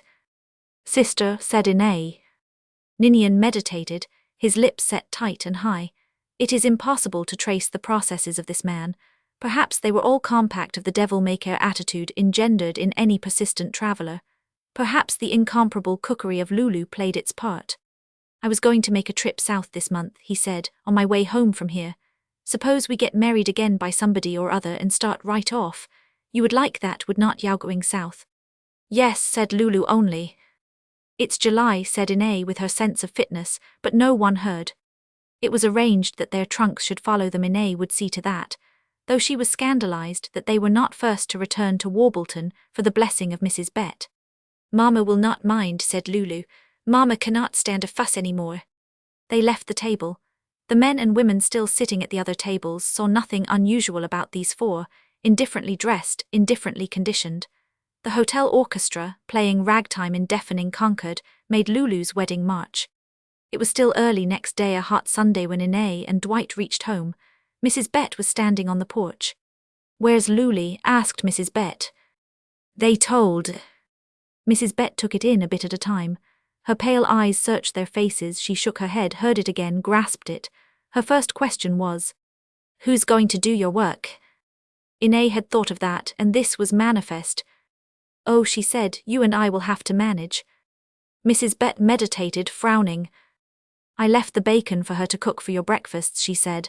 I cannot cook bacon fit to eat, neither can you. We have had our breakfasts. Ine escaped from this dilemma. Had it up in the city on expense. Well, we did not have much. In Mrs. Bett's eyes tears gathered, but they were not for Lulu. I should think, she said, I should think Lulu might have had a little more gratitude to her than this. On their way to church, Ine and Dwight encountered Di, who had left the house some time earlier, stepping sedately to church in company with Bobby Larkin. Di was in white, and her face was the face of an angel, so young, so questioning, so utterly devoid of her sophistication. That child, said Ine, must not see so much of that Larkin boy. She's just a little girl. Of course she must not, said Dwight sharply, and if I was her mother. Oh, stop that, said Ine sotto voce at the church steps. To everyone with whom they spoke in the aisle after church, Ine announced their news. Had they heard? Lulu married Dwight's brother Ninian in the city yesterday. Oh, sudden yes, and romantic spoken with that upward inflection to which Inez was a prey. V. Auguste. Mrs. Bett had been having a tantrum, brought on by nothing definable. Abruptly as she and Inez were getting supper, Mrs. Bett had fallen silent, had in fact refused to reply when addressed. When all was ready and Dwight was entering, hair wetly brushed, she had withdrawn from the room and closed her bedroom door until it echoed. She's got one again, said Inez, grieving. Dwight, you go. He went, showing no sign of annoyance, and stood outside his mother-in-law's door and knocked. No answer. Mother, come and have some supper. No answer. Looks to me like your muffins was just about the best ever. No answer. Come on, I had something funny to tell you and Inez. He retreated, knowing nothing of the admirable control exercised by this woman for her own passionate satisfaction in sliding him away unsatisfied. He showed nothing but anxious concern, touched with regret at his failure. Inez, too, returned from that door discomfited. Dwight made a gallant effort to retrieve the fallen fortunes of their evening meal, and turned upon Di, who had just entered, and with exceeding facetiousness inquired how Barbie was. Di looked hunted. She could never tell whether her parents were going to tease her about Barbie or rebuke her for being seen with him. It depended on mood, and this mood Di had not the experience to gauge. She now groped for some neutral fact, and mentioned that he was going to take her and Jenny for ice cream that night. Inez's irritation found just expression in office of motherhood. I will not have you downtown in the evening, she said. But you let me go last night. All the better reason why you should not go tonight. I tell you, cried Dwight, why not all walk down? Why not all have ice cream? He was all gentleness and propitiation, the reconciling element in his home. Me too, Monona's ardent hope, her terrible fear were in her eyebrows, her parted lips. You too, certainly. Dwight could not do enough for everyone. Monona clapped her hands. Goody, goody, last time you would not let me go. That's why Papa's going to take you this time, Inez said. These ethical balances having been nicely struck, Inez proposed another. But she said, but you must eat more supper or you cannot go. I do not want any more. Monona's look was honest and piteous. Makes no difference. You must eat or you will get sick. No. Very well then, no ice cream soda for such a little girl. Monona began to cry quietly, but she passed her plate. She ate, chewing high and slowly. See, she can eat if she will eat, Inez said to Dwight. The only trouble is she will not take the time. She do not put her mind on her meals, Dwight Herbert diagnosed it. Oh, bigger bites than that, he encouraged his little daughter. Di's mind had been proceeding along its own paths. Are you going to take Jenny and Barbie too? She inquired. Certainly, the whole party. Barbie'll want to pay for Jenny and one. Me darling, said Inez patiently, punctiliously and less punctiliously added, nonsense. This is going to be Papa's little party. But we had the engagement with Barbie. It was an engagement. Well, said Inez, I think we will just set that aside, that important engagement. I think we just will. Papa, Barbie'll want to be the one to pay for Jenny and I. Di, Inez's voice dominated all. Will you be more careful of your grammar or shall I speak to you again? Well, I would rather use bad grammar than. She looked resentfully at her mother, her father. Their moral defection was evident to her, but it was indefinable. They told her that she ought to be ashamed when Papa wanted to give them all a treat. She sat silent, frowning, Putapon. Look, Mamma, cried Monona, swallowing a third of an egg at one impulse. Inez saw only the empty plate. Mamma's nice little girl, cried she, shining upon her child. The rules of the ordinary sports of the playground, scrupulously applied, would have clarified the ethical atmosphere of this little family, but there was no one to apply them. When Di and Monona had been excused, Dwight asked, Nothing new from the bride and groom?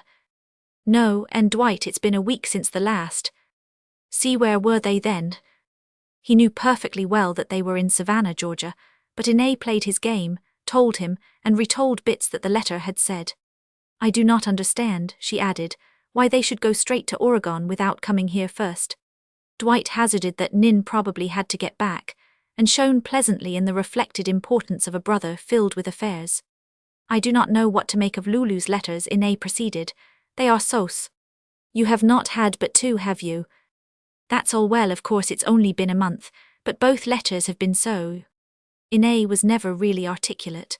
Whatever corner of her brain had the blood in it at the moment seemed to be operative, and she let the matter go at that. I do not think it's fair to Mamma going off that way, leaving her own mother. Why, she may never see Mamma again. Inae's breath caught. Into her face came something of the lovely tenderness with which she sometimes looked at Manona and 501. She sprang up. She had forgotten to put some supper to warm for Mamma. The lovely light was still in her face as she bustled about against the time of Mamma's recovery from her tantrum. Dwight's face was like this when he spoke of his foster mother. In both these beings there was something which functioned as pure love. Mamma had recovered and was eating cold scrambled eggs on the corner of the kitchen table when the ice cream soda party was ready to set out. Dwight threw her a casual "better come, too, Mother Bett," but she shook her head. She wished to go, wished it with violence, but she contrived to give to her arbitrary refusal a quality of contempt. When Jenny arrived with Barbie, she had brought a sheaf of gladioli for Mrs. Bett and took them to her in the kitchen, and as she laid the flowers beside her, the young girl stopped and kissed her. "You little darling," cried Mrs. Bett and clung to her, her lifted eyes lit by something intense and living. But when the ice cream party had set off at last, Mrs. Bett left her supper, gathered up the flowers, and crossed the lawn to the old cripple Grandma Gates. "I shan't have the old woman thought." And then it was quite beautiful to watch her with Grandma Gates, whom she tended and petted, to whose complainings she listened, and to whom she tried to tell the small events of her day. When her neighbor had gone, Grandma Gates said that it was as good as a dose of medicine to have her come in. Mrs. Bett sat on the porch restored and pleasant when the family returned. Di and Barbie had walked home with Jenny. "Look here," said Dwight Herbert, "who is it sits home and has ice cream put in her lap like a queen?" "Vanilla or chocolate?" Mrs. Bett demanded. "Chocolate, mammal," Inae cried, with the breeze in her voice.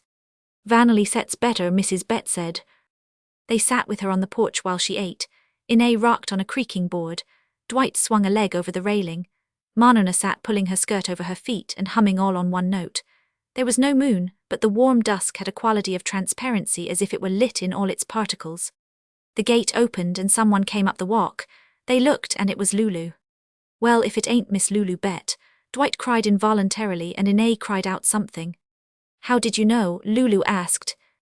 No, what?" "That it ain't Lulu Deacon. Hello, Mama." She passed the others and kissed her mother. "Say," said Mrs. Bett placidly, "and I just ate up the last spoonful o' cream."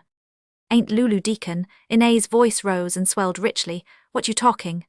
"Did not he write to you?" Lulu asked. "Not a word," Dwight answered this. "All we had from youth last from Savannah, Georgia." "Savannah, Georgia," said Lulu and laughed. They could see that she was dressed well, in dark red cloth, with a little tilting hat and a drooping veil. She did not seem in any wise upset, nor, save for that nervous laughter, did she show her excitement. "Well, but he's here with you, is not he?" Dwight demanded. "Is not he here? Where is he?" "Must be most to Oregon by this time," Lulu said. "Oregon. You see," said Lulu, "he had another wife." "Why, he had not," exclaimed Dwight absurdly. "Yes, he has not seen her for 15 years and he thinks she's dead, but he is not sure." "Nonsense," said Dwight. "Why, of course she's dead if he thinks so." "I had to be sure," said Lulu. At first dumb before this, Inae now cried out, "Manona, go upstairs to bed at once." "It's only 1:45, said Manona with assurance. "Do as Mama tells you." "But, Manona." She went, kissing them all good night and taking her time about it. Everything was suspended while she kissed them and departed, walking slowly backward. "Married?" said Mrs. Bett with tardy apprehension. "Lulu, was your husband married?" "Yes," Lulu said, "my husband was married, Mother." "Mercy," said Inae, "think of anything like that in our family." "Well, go on," Dwight cried, "tell us about it." Lulu spoke in a monotone, with her old manner of hesitation. "We were going to Oregon, first down to New Orleans and then out to California and up the coast." On this she paused and sighed. "Well, then at Savannah, Georgia, he said he thought I better know first, so he told me." "Yes, well, what did he say?" Dwight demanded irritably. "Cora Waters," said Lulu, "Cora Waters. She married him down in San Diego 18 years ago. She went to South America with him." "Well, he never let us know of it if she did," said Dwight. "No, she married him just before he went. Then in South America after 2 years she ran away again. That's all he knows." "That's a pretty story," said Dwight contemptuously. He says if she would been alive, she would been after him for a divorce. And she never has been, so he thinks she must be dead. The trouble is, Lulu said again, he was not sure. And I had to be sure. Well, but mercy, said Ine, could not he find out now? It might take a long time, said Lulu simply, and I did not want to stay and not know. Well then, why did not he say so here? Ine's indignation mounted. He would have, but you know how sudden everything was. He said he thought about telling us right there in the restaurant, but of course that would been hard, wouldn't it? And then he felt so sure she was dead. Why did he tell you at all then? Demanded Ine, whose processes were simple. Yes, well, why indeed? Dwight Herbert brought out these words with a curious emphasis. I thought that just at first, Lulu said, but only just at first. Of course that would not have been right. And then, you see, he gave me my choice. Gave you your choice, Dwight echoed. Yes, about going on and taking the chances. He gave me my choice when he told me, there in Savannah, Georgia. What made him conclude by then that you ought to be told? Dwight asked. Why, he would got to thinking about it, she answered. A silence fell. Lulu sat looking out toward the street.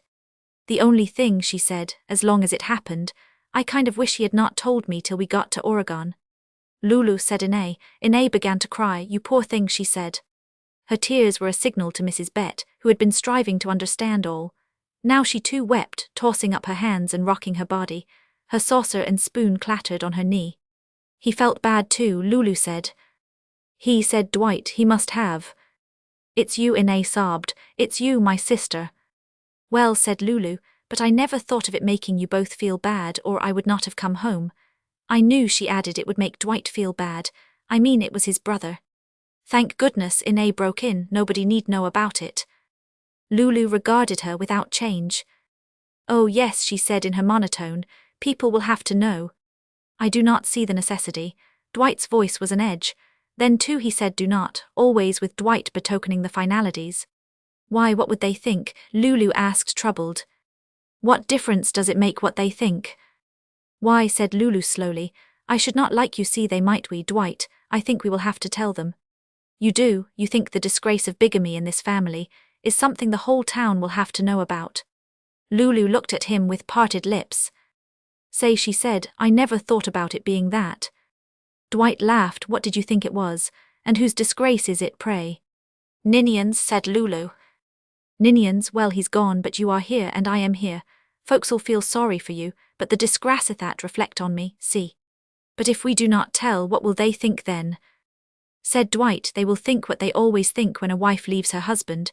They will think you could not get along, that's all. I should hate that, said Lulu. Well, I should hate the other, let me tell you.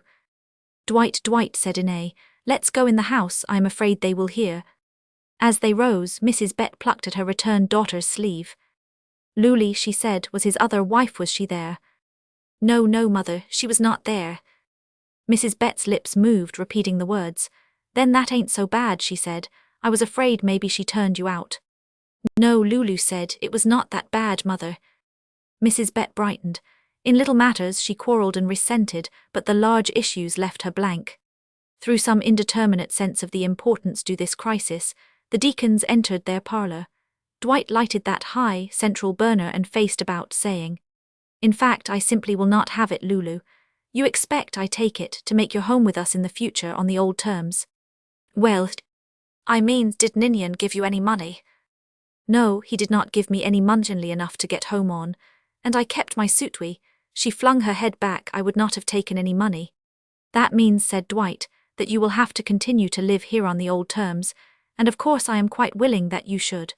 Let me tell you, however, that this is on condition that this disgraceful business is kept to ourselves. She made no attempt to combat him now. She looked back at him, quivering and in a great surprise, but she said nothing. Truly, Lulu, said Ine, would not that be best? They will talk anyway, but this way they will only talk about you, and the other way it would be about all of us. Lulu said only, but the other way would be the truth. Dwight's eyes narrowed. My dear Lulu, he said, are you sure of that? Sure. Yes, did he give you any proofs? Proofs? Letters, documents of any sort of assurance that he was speaking the truth. Why no, said Lulu, proofs no, he told me. He told you? Why, that was hard enough to have to do. It was terrible for him to have to do, What proofs? She stopped, puzzled. Did not it occur to you, said Dwight, that he might have told you that because he did not want to have to go on with it? As she met his look, some power seemed to go from Lulu. She sat down, looked weakly at them, and within her closed lips her jaw was slightly fallen. She said nothing, and seeing on her skirt a spot of dust she began to rub at that. Why, Dwight, Inez cried and moved to her sister's side. I may as well tell you, he said, that I myself have no idea that Ninian told you the truth. He was always imagining thinks you saw that. I know him pretty well, have been more or less in touch with him the whole time. In short, I have not the least idea he was ever married before. Lulu continued to rub at her skirt. I never thought of that, she said. Look here, Dwight went on persuasively, had not you and he had some little tiff when he told you? No, why not once? Why, we were not a bit like you and Inez. She spoke simply and from her heart and without guile. Evidently not, Dwight said dryly. Lulu went on, he was very good to me. This dress and my shoes and my hat, and another dress too. She found the pins and took off her hat. He liked the red wing, she said. I wanted blacko, Dwight, he did tell me the truth. It was as if the red wing had abruptly borne mute witness. Dwight's tone now mounted, his manner it mounted too. Even if it is true, said he, I desire that you should keep silent and protect my family from this scandal. I merely mention my doubts to you for your own profit. My own profit? She said no more but rose and moved to the door. Lula, you see, with Di and all, Inez begged, we just could not have this known even if it was so. You have it in your hands, said Dwight, to repay me, Lulu, for anything that you feel I may have done for you in the past. You also have it in your hands to decide whether your home here continues. That is not a pleasant position for me to find myself in. It is distinctly unpleasant, I may say, but you see for yourself. Lulu went on into the passage. Was not she married when she thought she was? Mrs. Bett cried shrilly. Mama, said Inez, do please remember Manona. Yes, Dwight thinks she's married all right, knowing that it's all right all the time. Well, I hope so, for pity's sakes, said Mrs. Bett, and left the room with her daughter. Hearing the stir, Manona upstairs lifted her voice. Mama, come on and hear my prayers, why do not you? When they came downstairs next morning, Lulu had breakfast ready. Well, cried Inez in her curving tone, if this is not like old times. Lulu said yes, that it was like old times, and brought the bacon to the table. Lulu's the only one in this house can cook the bacon so's it will chew, Mrs. Bett volunteered. She was wholly affable, and held contentedly to Inez's last word that Dwight thought now it was all right. Ho, said Dwight, the happy family once more about the festive toaster. He gauged the moment to call for good cheer. Inez too became breezy blithe. Manona caught their spirit and laughed, head thrown well back and gently shaken. Di came in. She had been told that Auntie Lulu was at home, and that she, Di, was not to say anything to her about anything, nor anything to anybody else about Auntie Lulu being back. Under these prohibitions, which loosed 1,000 speculations, Di was very nearly paralyzed. She stared at her Aunt Lulu incessantly. Not one of them had even a talent for the casual, save Lulu herself. Lulu was amazingly herself. She took her old place, assumed her old offices. When Manona declared against bacon, it was Lulu who suggested milk toast and went to make it. Mama, Di whispered then, like escaping steam, is not Uncle Ninian coming too? Hush, no, now do not ask any more questions. Well, cannot I tell Barbie and Jenny she's here? Number, do not say anything at all about her. But Mama, what has she done? Di, do as Mama tells you. Do not you think Mama knows best? Di of course did not think so, had not thought so for a long time, but now Dwight said, Daughter, are you a little girl or are you a grown-up young lady? I do not know, said Di reasonably, but I think you are treating me like a little girl now. Shame, Di, said Inez, unabashed by the accident of reason being on the side of 501. I am 18, Di reminded them forlornly, and through high school. Then Axo boomed her father. Baffled, thwarted, bewildered, Di went over to Jenny Plows, and their imparted understanding by the simple process of letting Jenny guess, to questions skillfully shaped. When Dwight said, look at my beautiful handkerchief, displayed a hole, sent his Inez for a better, Lulu with a manner of haste addressed him. Dwight, it's a funny thing, but I have not Ninian's Oregon address. Well, I wish you would give it to me. Dwight tightened and lifted his lips. It would seem, he said, that you have no real use for that particular address, Lulu. Yes, I have, I want it. You have it, have not you, Dwight? Certainly I have it. Will not you please write it down for me? She had ready a bit of paper and a pencil stump. My dear Lulu, now why revive anything? Why not be sensible and leave this alone? No good can come by. But why should not I have his address? If everything is over between you, why should you? But you say he's still my husband. Dwight flushed. If my brother has shown his inclination as plainly as I judge that he has, it is certainly not my place to put you in touch with him again. You will not give it to me. My dear Lulu, in all kindness, no. His Ine came running back, bearing handkerchiefs with different coloured borders for him to choose from. He chose the initial that she had embroidered, and had not the good taste not to kiss her. They were all on the porch that evening, when Lulu came downstairs. Where are you going? Ine demanded sisterly, and on hearing that Lulu had an errand, added still more sisterly, well, but mercy, what you so dressed up for? Lulu was in a thin black and white gown which they had never seen, and wore the tilting hat with the red wing. Ninian bought me this, said Lulu only. But Lulu, do not you think it might be better to keep well out of sight for a few days? Ine's lifted look besought her. Why, Lulu asked. Why set people wondering till we have to? They do not have to wonder, far as I am concerned, said Lulu, and went down the walk. Ine looked at Dwight. She never spoke to me like that in her life before, she said. She watched her sister's black and white figure going erectly down the street. That gives me the funniest feeling, said Ine, as if Lulu had on clothes bought for her by someone that wasn't that was. By her husband who has left her, said Dwight sadly. Is that what it is, Papa? Di asked alertly. For a wonder she was there, had been there the greater part of the day, most of the time staring, fascinated at her Aunt Lulu. That's what it is, my little girl, said Dwight, and shook his head. Well, I think it's a shame, said Di stoutly, and I think Uncle Ninian is a slunge. Di's. I do, and I would be ashamed to think anything else. I would like to tell everybody. There is, said Dwight, no need for secrecy, no. Dwight, said Ine's eyes always remained expressionless, but it must have been her lashes that looked so startled. No need whatever for secrecy, he repeated with firmness. The truth is, Lulu's husband has tired of her and sent her home. We must face it. But Dwight, how awful for Lulu. Lulu, said Dwight, has us to stand by her. Lulu, walking down the main street, thought. Now Mies Chambers is seeing me, now Mies Curtis. There's somebody behind the vines at Mies Martin's. Here comes Mies Grove, and I have got to speak to her. One and another met her, and every one cried out at her some version of Lulu Bett, or WL, it is not Lulu Bett any more, is it? Well, what are you doing here? I thought. I am back to stay, she said. The idea, well, were you hiding that handsome husband of yours? Say, but we were surprised, you are the sly one. My Mr. Deacon is not here. Oh, no, he's west. Oh, I see. Having no arts, she must needs let the conversation die like this, could invent nothing concealing or gracious on which to move away. She went to the post office. It was early, there were few at the post office, with only one or two there had she to go through her examination. Then she went to the general delivery window, tense for a new ordeal. To her relief, the face which was shown there was one strange to her, a slim youth, reading a letter of his own and smiling. Excuse me, said Lulu faintly. The youth looked up, with eyes warmed by the words on the pink paper which he held. Could you give me the address of Mr. Ninian Deacon?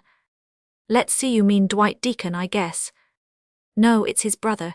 He's been here from Oregon. I thought he might have given you his address. She dwindled away.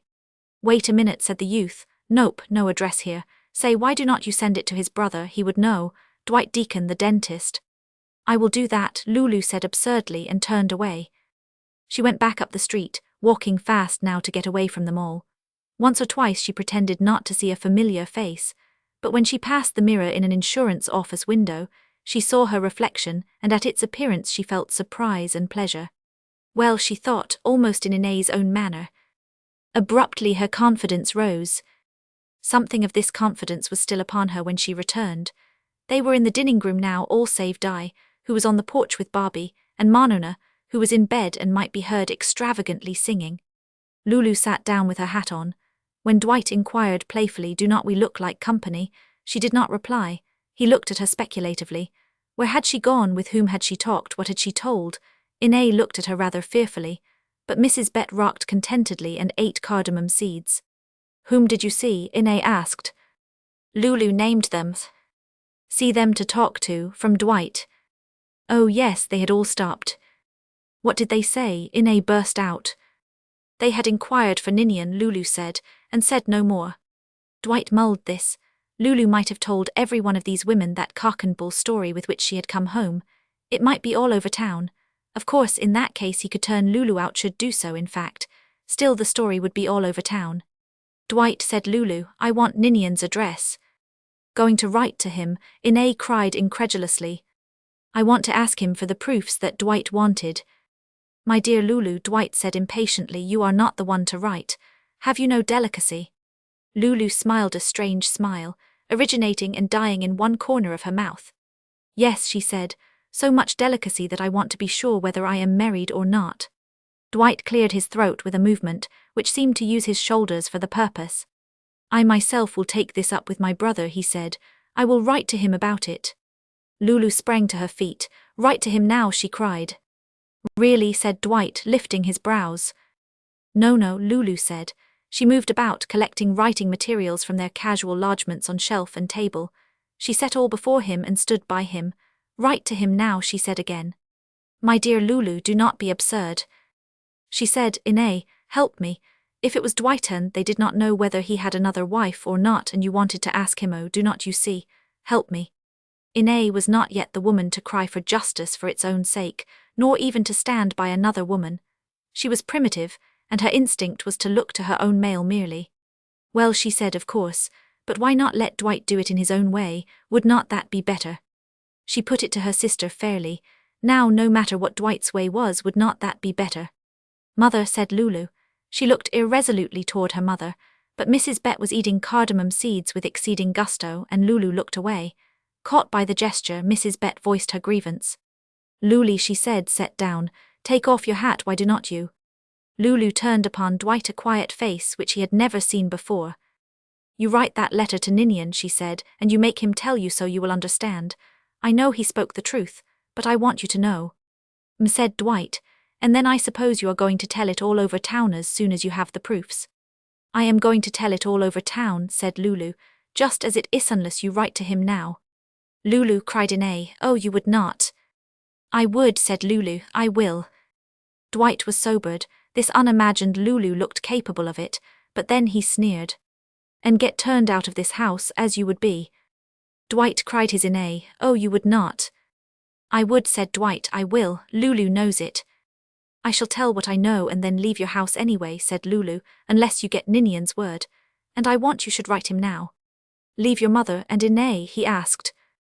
Leave everything, said Lulu. Oh, Dwight, said Inez, we cannot get along without Lulu. She did not say in what particulars, but Dwight knew. Dwight looked at Lulu, an upward, sidewise look with a manner of peering out to see if she meant it, and he saw. He shrugged, pursed his lips crookedly, rolled his head to signify the inexpressible. Is not that like a woman? He demanded. He rose. Rather than let you in for a show of temper, he said grandly, I would do anything. He wrote the letter, addressed it. His hand elaborately curved in secrecy about the envelope, pocketed it. Inez and I will walk down with you to mail it, said Lulu. Dwight hesitated, frowned. His Inez watched him with consulting brows. I was going, said Dwight, to propose a little stroll before bedtime. He roved about the room. Where's my beautiful straw hat? There's nothing like a brisk walk to induce sound, restful sleep, he told them. He hummed a bar. You will be all right, mother? Lulu asked. Mrs. Bett did not look up. These cardamom have got a little mite too dry, she said. In their room, Inez and Dwight discussed the incredible actions of Lulu. I saw, said Dwight, I saw she was not herself. I would do anything to avoid having a scene, you know that. His glance swept a little anxiously his Inez. You know that, do not you? He sharply inquired. But I really think you ought to have written to Ninian about it, she now dared to say. It's not a nice position for Lulu. Nice, well, but whom has she got to blame for it? Why, Ninian, said Inez. Dwight threw out his hands. Herself, he said. To tell you the truth, I was perfectly amazed at the way she snapped him up there in that restaurant. Why, but Dwight. Brazen, he said. Oh, it was brazen. It was just fun in the first place. But no really nice woman, he shook his head. Dwight, Lulu is nice, the idea. He regarded her. Would you have done that? He would know. Under his fond look she softened, took his homage, accepted everything, was silent. Certainly not, he said. Lulu's tastes are not fine like yours. I should never think of you as sisters. She's awfully good, Inez said feebly. 15 years of married life behind her, but this was sweet, and she could not resist. She has excellent qualities, he admitted it, but look at the position she's in, married to a man who tells her he has another wife in order to get free. Now, no really nice woman. No really nice man, Inez did say that much. Ah, said Dwight, but you could never be in such a position. No, Lulu is sadly lacking somewhere. Inez sighed, threw back her head, caught her lower lip with her upper as might be in a hem. What if it was Di, she supposed. Di, Dwight's look rebuked his wife. Di, he said, was born with ladylike feelings. It was not yet 10 o'clock. Barbie Larkin was permitted to stay until 10. From the veranda came the indistinguishable murmur of those young voices. Barbie, Di was saying within that murmur, Barbie, you do not kiss me as if you really wanted to kiss me tonight. Romans 6, September. The office of Dwight Herbert Deacon, dentist, gold worker speciality, sick in black lettering, and justice of the peace in gold, was above a store which had been occupied by one unlucky tenant after another, and had suffered long periods of vacancy when Ladies' Aid Society served lunches there, under great white signs, badly lettered. Some months of disuse were now broken by the news that the store had been let to a music man. A music man? What on earth was that? Warbleton inquired. The music man arrived, installed 3 pianos, and filled his window with sheet music, as sung by many ladies who swung in hammocks or kissed their hands on the music covers. While he was still moving in, Dwight Herbert Deacon wandered downstairs and stood informally in the door of the new store. The music man, a pleasant-faced chap of 30-odd, was rubbing at the face of a piano. Hello there, he said, can I sell you an upright? If I can take it out in pulling your teeth, you can, Dwight replied. Or, said he, I might marry you free, either one. On this their friendship began. Thenceforth, when business was dull, the idle hours of both men were beguiled with idle gossip. How the dickens did you think of pianos for a line? Dwight asked him once. Now, my father was a dentist, so I came by it natural, never entered my head to be anything else. But pianos. The music man's name was Neil. Cornish threw up his chin in a boyish fashion, and said he would be jiggered if he knew. All up and down the Warbleton Main Street, the chances are that the answer would sound the same. I am studying law when I get the chance, said Cornish, as one who makes a bid to be thought of more highly. I see, said Dwight, respectfully dwelling on the verb. Later on, Cornish confided more to Dwight. He was to come by a little inheritance some day, not much, but something. Yes, it made a man feel a certain confidence. Do not it, said Dwight heartily, as if he knew. Everyone liked Cornish. He told funny stories, and he never compared Warbleton save to its advantage. So at last Dwight said tentatively at lunch, what if I brought that Neil Cornish up for supper, one of these nights? Oh, Dwighty, do, said Inez. If there's a man in town, let's know it. What if I brought him up tonight? Up went Inez's eyebrows. Tonight. Scalloped potatoes and meat loaf and sauce and bread and butter, Lulu contributed. Cornish came to supper. He was what is known in Warbleton as dapper. This Inez saw as she emerged on the veranda in response to Dwight's informal halloo on his way upstairs. She herself was in white muslin, now much too snug, and a blue ribbon. To her greeting their guest replied in that engaging shyness which is not awkwardness. He moved in some pleasant web of gentleness and friendliness. They asked him the usual questions, and he replied, rocking all the time with a faint, undulating motion of head and shoulders. Warbleton was one of the prettiest little towns that he had ever seen. He liked the Peeplethy, seemed different. He was sure to like the place, already liked it. Lulu came to the door in Ninian's thin black and white gown. She shook hands with the stranger, not looking at him, and said, come to supper, all. Marnona was already in her place, singing under breath. Mrs. Bett, after hovering in the kitchen door, entered, but they forgot to introduce her. Where's Di? Asked Inez. I declare that daughter of mine is never anywhere. A brief silence ensued as they were seated. There being a guest, Grace was to come, and Dwight said unintelligibly, and like lightning a generic appeal to bless this food, forgive all our sins and finally save us. And there was something tremendous in this ancient form whereby all stages of men bow in some now unrecognized recognition of the ceremonial of taking food to nourish life and more. At Amen Di flashed in, her offices at the mirror fresh upon her perfect hair, silk dress turned up at the hem. She met Cornish, crimsoned, fluttered to her seat, joggled the table, and "Oh dear," she said audibly to her mother, "I forgot my ring." The talk was saved alive by a frank effort. Dwight served, making jests about everybody coming back for more. They went on with Warbleton happenings, improvements and openings, and the runaway. Cornish tried hard to make himself agreeable, not ingratiatingly but good-naturedly. He wished profoundly that before coming he had looked up some more stories in the back of the musical gazettes. Lulu surreptitiously pinched off an ant that was running at large upon the cloth, and thereafter kept her eyes steadfastly on the sugar bowl to see if it could be from that. Dwight pretended that those whom he was helping a second time were getting more than their share, and facetiously landed on Di about eating so much that she would grow up and be married, first thing she knew. At the word married, Di turned scarlet, laughed heartily, and lifted her glass of water. "And what instruments do you play?" Inez asked Cornish, in an unrelated effort to lift the talk to musical levels. "Well, do you know," said the music man, "I cannot play a thing. Do not know a black note from a white one." "You do not? Why, Di plays very prettily," said Di's mother. "But then how can you tell what songs to order?" Inez cried. "Oh, by the music houses, you go by the sales." For the first time it occurred to Cornish that this was ridiculous. "You know I am really studying law," he said, shyly and proudly. "Law, how very interesting," from Inez. "Oh, but will not he bring up some songs some evening for them to try over, her and Di?" At this Di laughed and said that she was out of practice and lifted her glass of water. In the presence of adults Di made one weep. She was so slender, so young, so without defenses, so intolerably sensitive to every contact, so in agony lest she be found wanting. It was amazing how unlike was this Di to the Di who had ensnared Bobby Larkin. What was one to think? Cornish paid very little attention to her. To Lulu he said kindly, "Do not you play, miss." He had not caught her name, no stranger ever did catch it. But Dwight now supplied it. "Miss Lulu Bett," he explained with loud emphasis, and Lulu burned her slow red. This question Lulu had usually answered by telling how a felon had interrupted her lessons, and she had stopped tacking a participle sacred to music, in Warbleton. This vignette had been a kind of epitome of Lulu's biography, but now Lulu was heard to say serenely, "No, but I am quite fond of it. I went to a lovely concerto weeks ago." They all listened. Strange indeed to think of Lulu as having had experiences of which they did not know. "Yes," she said, "it was in Savannah, Georgia." She flushed and lifted her eyes in a manner of faint defiance. "Of course," she said, "I do not know the names of all the different instruments they played, but there were a good many." She laughed pleasantly as a part of her sentence. "They had some lovely tunes," she said. She knew that the subject was not exhausted and she hurried on. "The hall was real large," she superadded, "and there were quite a good many people there.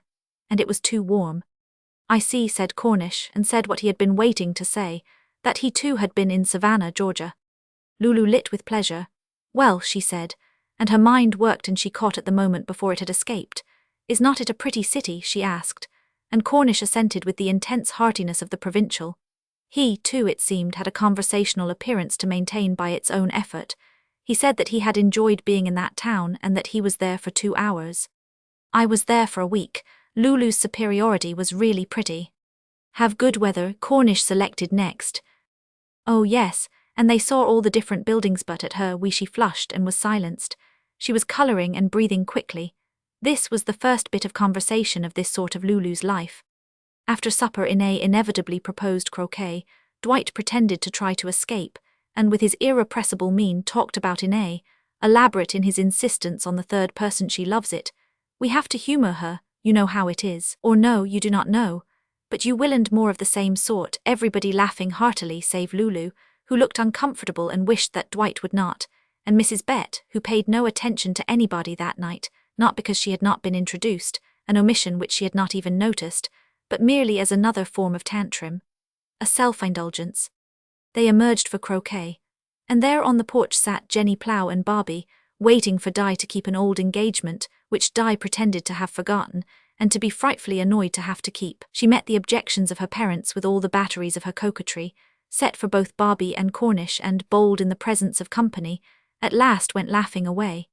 And in the minute areas of her consciousness, she said to herself that Barbie would be more in love with her than ever because she had risked all to go with him, and that Cornish ought to be distinctly attracted to her because she had not stayed.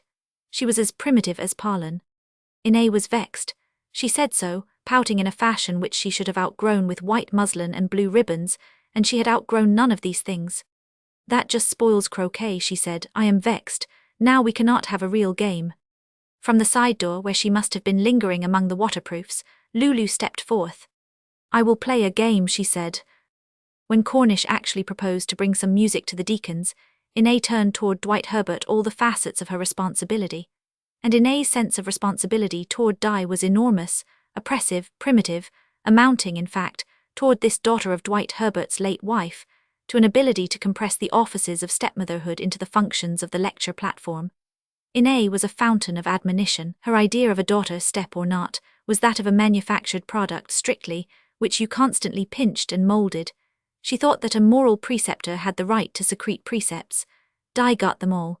But of course the crest of Inez's responsibility was to marry 501. This verb should be transitive only when lovers are speaking of each other, or the minister or magistrate is speaking of lovers. It should never be transitive when predicated of parents or any other third party. But it is. Inez was quite agitated by its transitiveness as she took to her husband her incredible responsibility. You know, Herbert, said Inez, if this Mr. Cornish comes here very much, what we may expect. What may we expect? Demanded Dwight Herbert crisply. Inez always played his games, answered what he expected her to answer, pretended to be intuitive when she was not so, said I know when she did not know at all. Dwight Herbert, on the other hand, did not even play her games when he knew perfectly what she meant, but pretended not to understand, made her repeat, made her explain. It was as if Inez had to please him for, say, a living, but as for that dentist, he had to please nobody. In the conversations of Dwight and Inez, you saw the historical home forming in clots in the fluid wash of the community. He will fall in love with Di, said Inez. And what of that? Little daughter will have many a man fall in love with her, I should say. Yes, but Dwight, what do you think of him? What do I think of him? My dear Inez, I have other things to think of. But we do not know anything about him, Dwight a stranger so. On the other hand, said Dwight with dignity, I know a good deal about him. With a great air of having done the fatherly, and found out about this stranger before bringing him into the home, Dwight now related a number of stray circumstances dropped by Cornish in their chance talks. He has a little inheritance coming to him shortly, Dwight wound up. An inheritance serially, how much, Dwight? Now is not that like a woman, is not it? I thought he was from a good family, said Inez.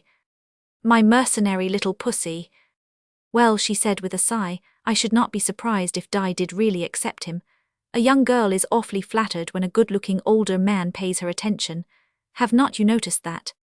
Dwight informed her with an air of immense abstraction that he left all such matters to her. Being married to Dwight was like a perpetual rehearsal, with Dwight's self-importance for audience. A few evenings later, Cornish brought up the music. There was something overpowering in this brown-haired chap against the background of his negligible little shop, his whole capital in his few pianos. For he looked hopefully ahead, woke with plans, regarded the children in the street as if, conceivably, children might come within the confines of his life as he imagined it.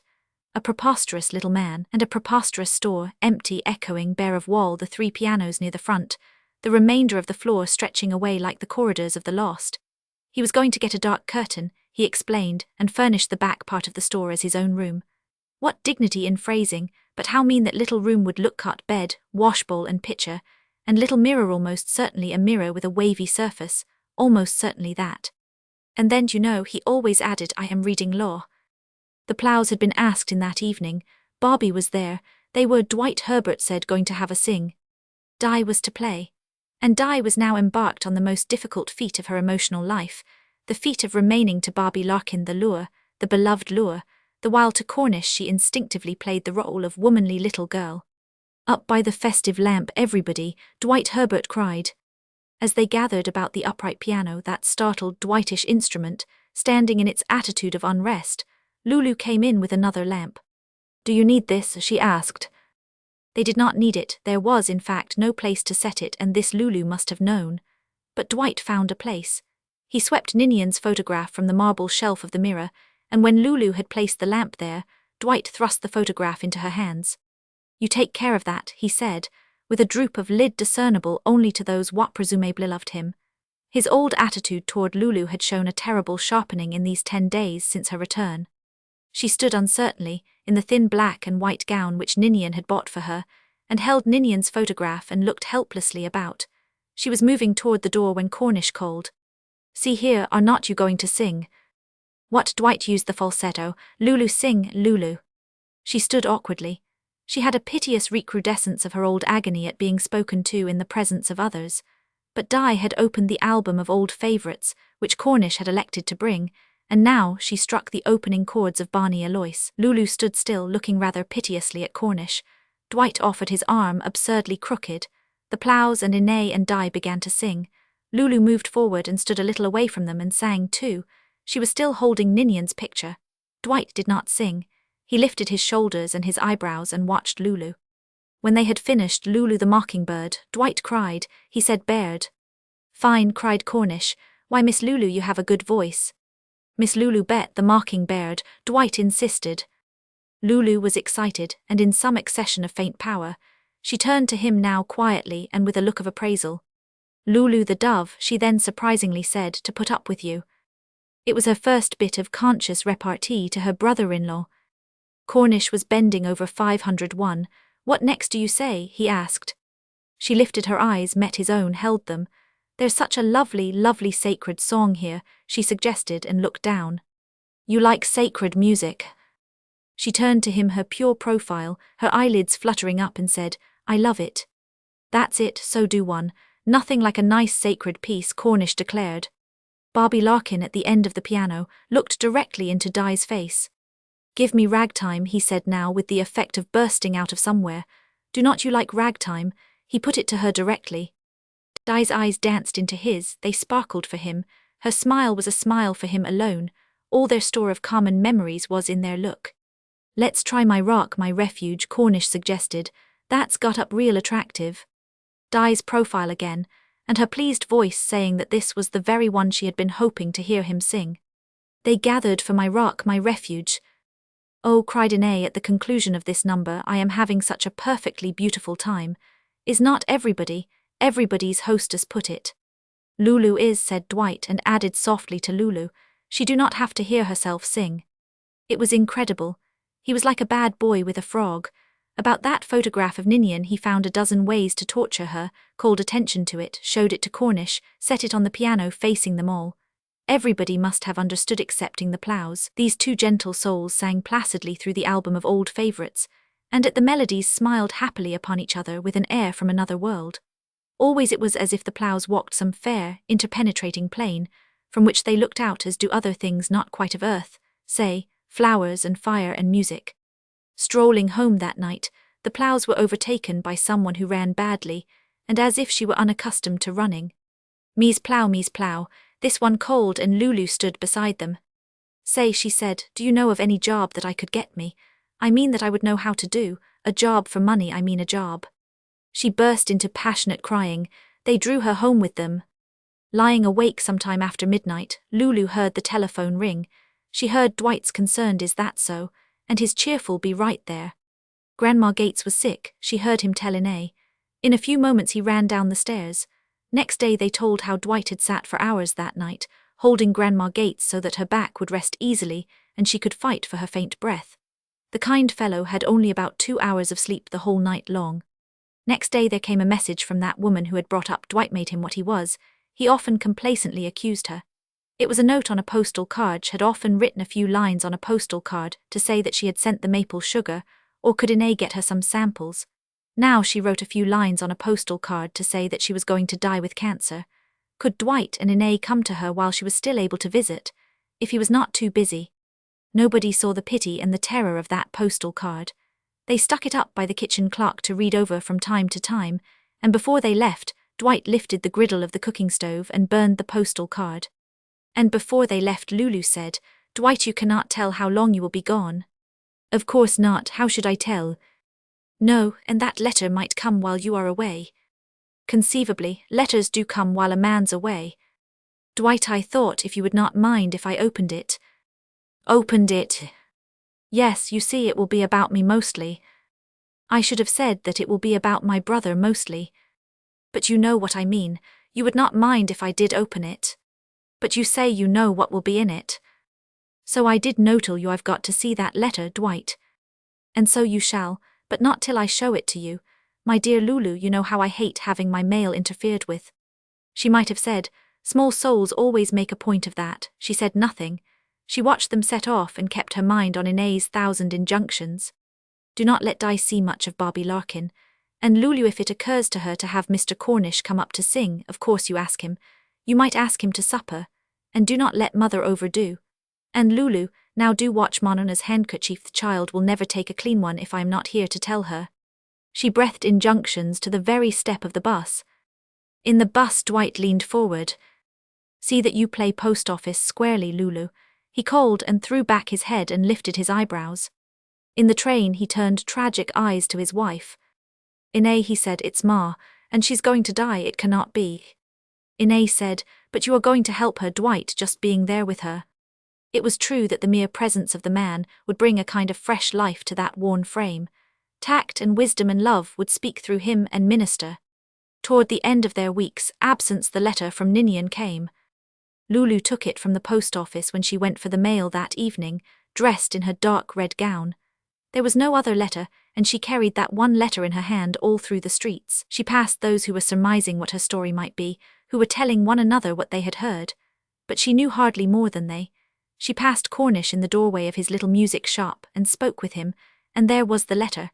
It was so that Dwight's foster mother's postal card might have looked on its way to be mailed. Cornish stepped down and overtook her. "Oh, Miss Lulu, I have got a new song or two," she said abstractedly. "Do, any night. Tomorrow night could you?" It was as if Lulu were too preoccupied to remember to be ill at ease. Cornish, flushed with pleasure, said that he could indeed. "Come for supper," Lulu said.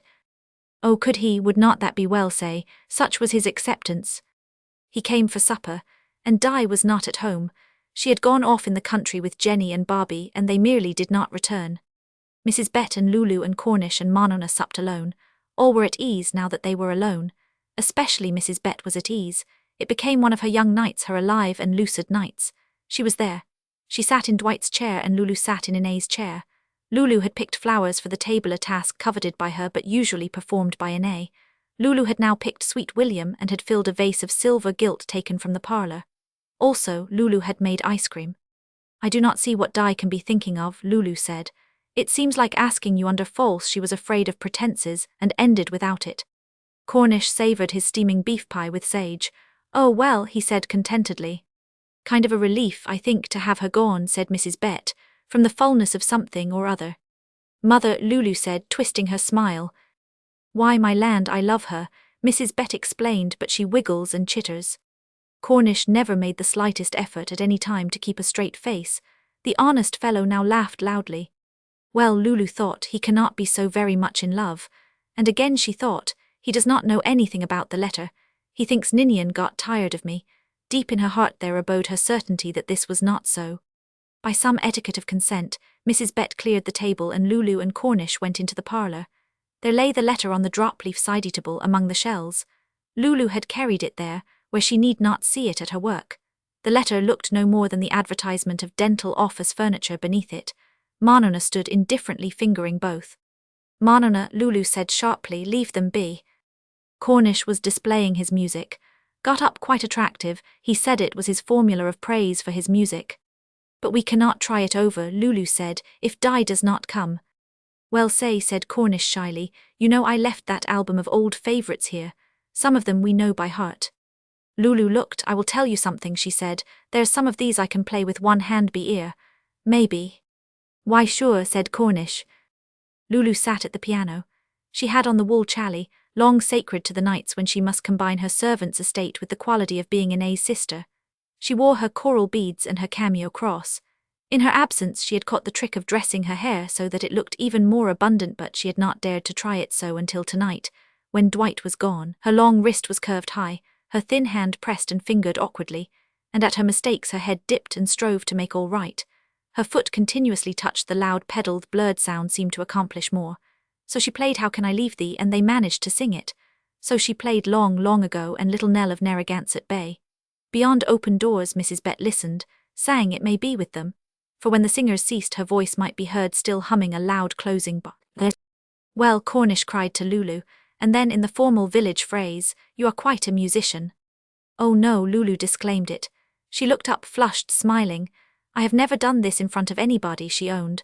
I do not know what Dwight and Enid say she drooped. They rested, and miraculously the air of the place had stirred and quickened, as if the crippled, halting melody had some power of its own, and poured this forth, even thus trampled. I guess you could do most anything you set your hand to, said Cornish. Oh no, Lulu said again. Sing and play and cook. But I cannot earn anything. I would like to earn something, but this she had not meant to say. She stopped, rather frightened. You would, why you have it fine here, I thought. Oh fine, yes, Dwight gives me what I have, and I do their work.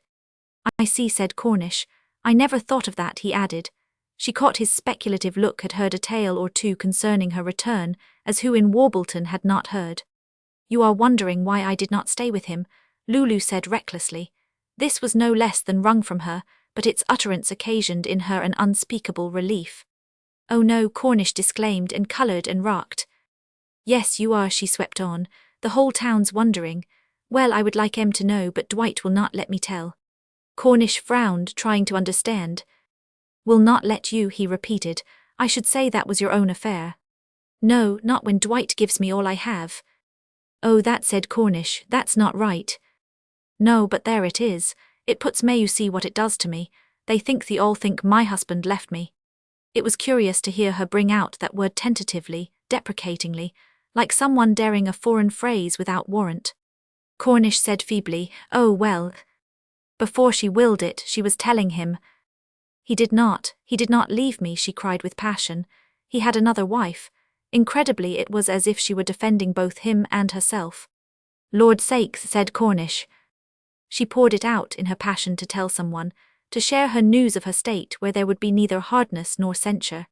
We were in Savannah, Georgia, she said. We were going to leave for Oregon to go through California. We were in the hotel and he was going out to get the tickets. He started to go, then he came back.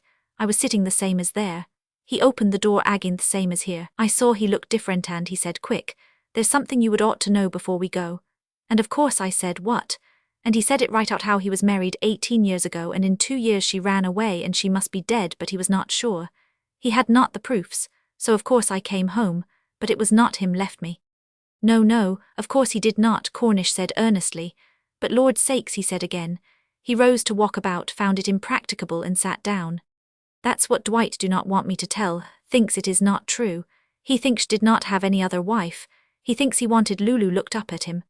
You see, she said, Dwight thinks he did not want me. But why do not you make your husband, I mean? Why does not he write to Mr. Deacon here, and tell him the truth? Cornish burst out. Under this implied belief she relaxed, and into her face came its rare sweetness. He has written, she said, the letter's there. He followed her look, scowled at the 2 letters. What would he say? Dwight do not like me to touch his mail. I will have to wait till he comes back. Lord sakes, said Cornish. This time he did rise and walk about. He wanted to say something, wanted it with passion. He paused beside Lulu and stammered, Yow, you're too nice a girl to get a deal like this. Darned if you are not. To her own complete surprise, Lulu's eyes filled with tears, and she could not speak. She was by no means above self-sympathy. And there ain't, said Cornish sorrowfully, there ain't a thing I can do. And yet he was doing much. He was gentle, he was listening, and on his face a frown of concern. His face continually surprised her. It was so fine and alive and near, by comparison with Ninian's looser-lipped, ruddy, impersonal look and Dwight's thin, hiberned hardness. All the time Cornish gave her something instead of drawing upon her. Above all, he was there and she could talk to him. It's funny, Lulu said. I would be awful glad if I just could know for sure that the other woman was alive if I could not know she's dead. This surprising admission Cornish seemed to understand. Sure you would, he said briefly. Cora Waters, Lulu said. Cora Waters of San Diego, California, and she never heard of me.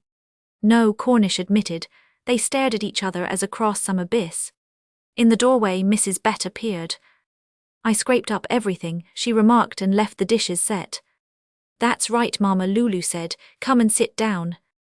Mrs. Bett entered with a leisurely air of doing the thing next expected of her. I do not hear any more playin' and singin', she remarked. It sounded real nice. We've sung all I knew how to play, I guess, Mama.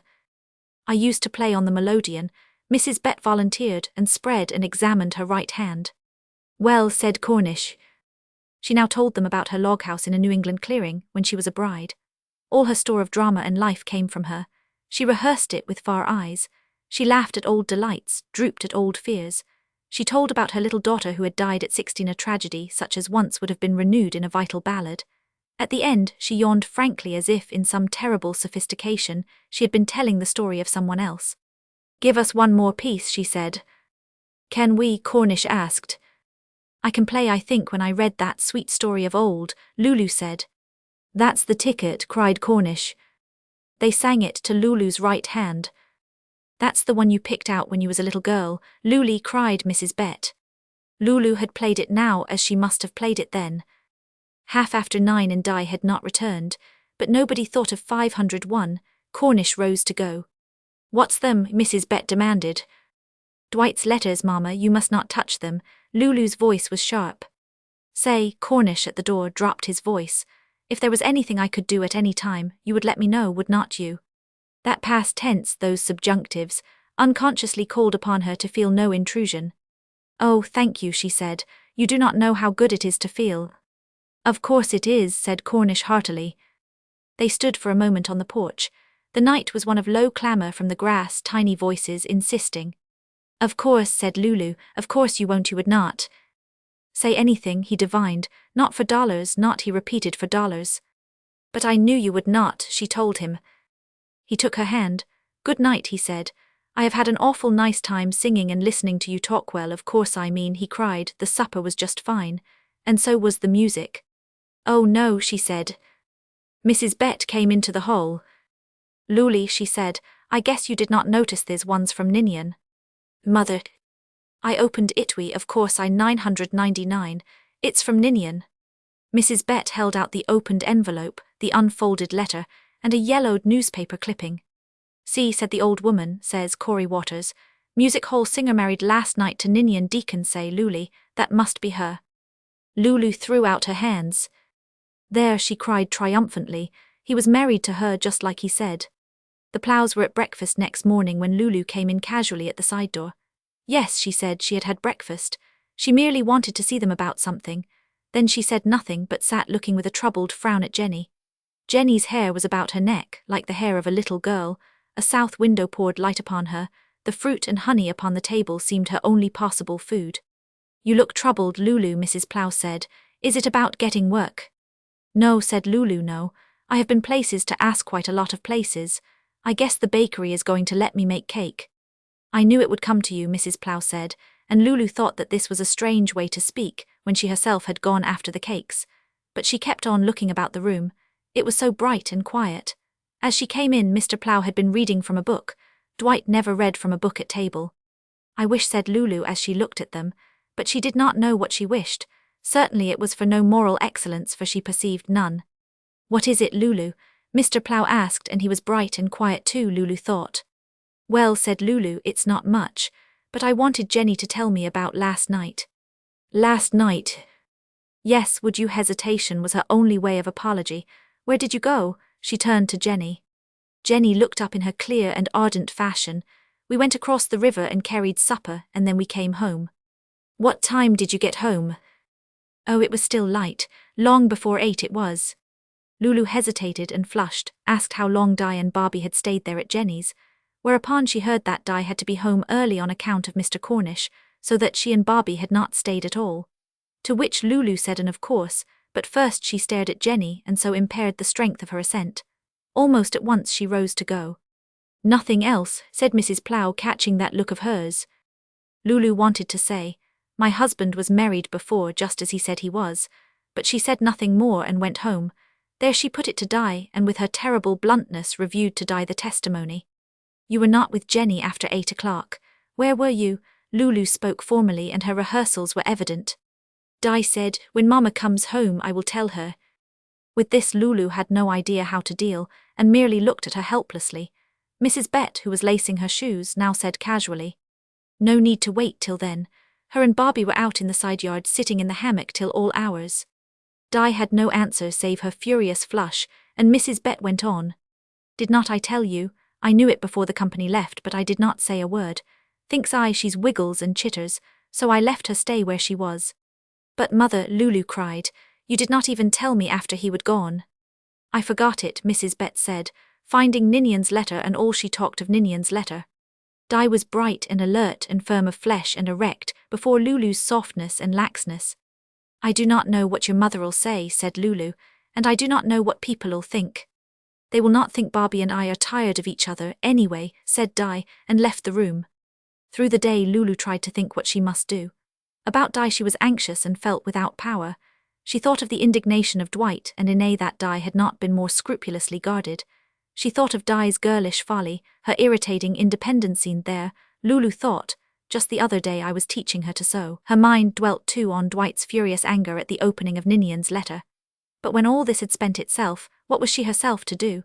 She must leave his house before he ordered her to do so, when she told him that she had confided in Cornish, as tell she must. But what was she to do? The bakery cake-making would not give her a roof. Stepping about the kitchen in her blue cotton gown, her hair tight and flat as seemed proper when one was not dressed, she thought about these things. And it was strange, Lulu bore no physical appearance of one in distress or any anxiety. Her head was erect, her movements were strong and swift, her eyes were interested.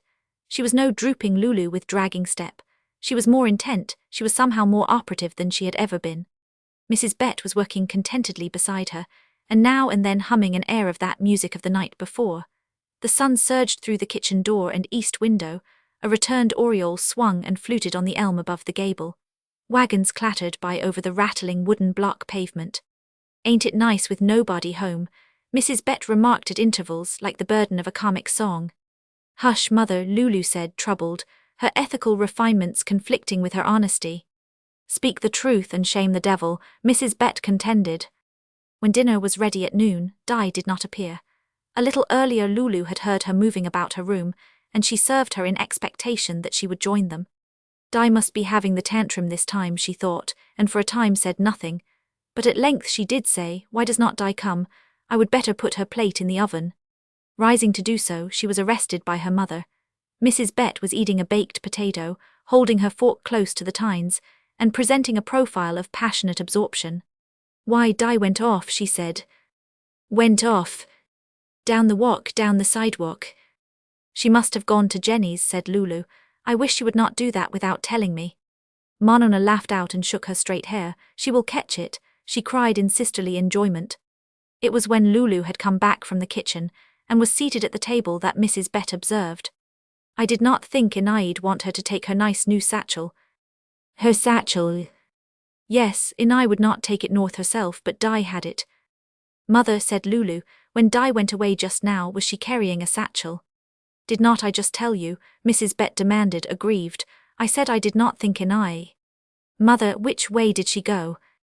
Monona pointed with her spoon. "She went that way," she said. "I seen her." Lulu looked at the clock, for Monona had pointed toward the railway station.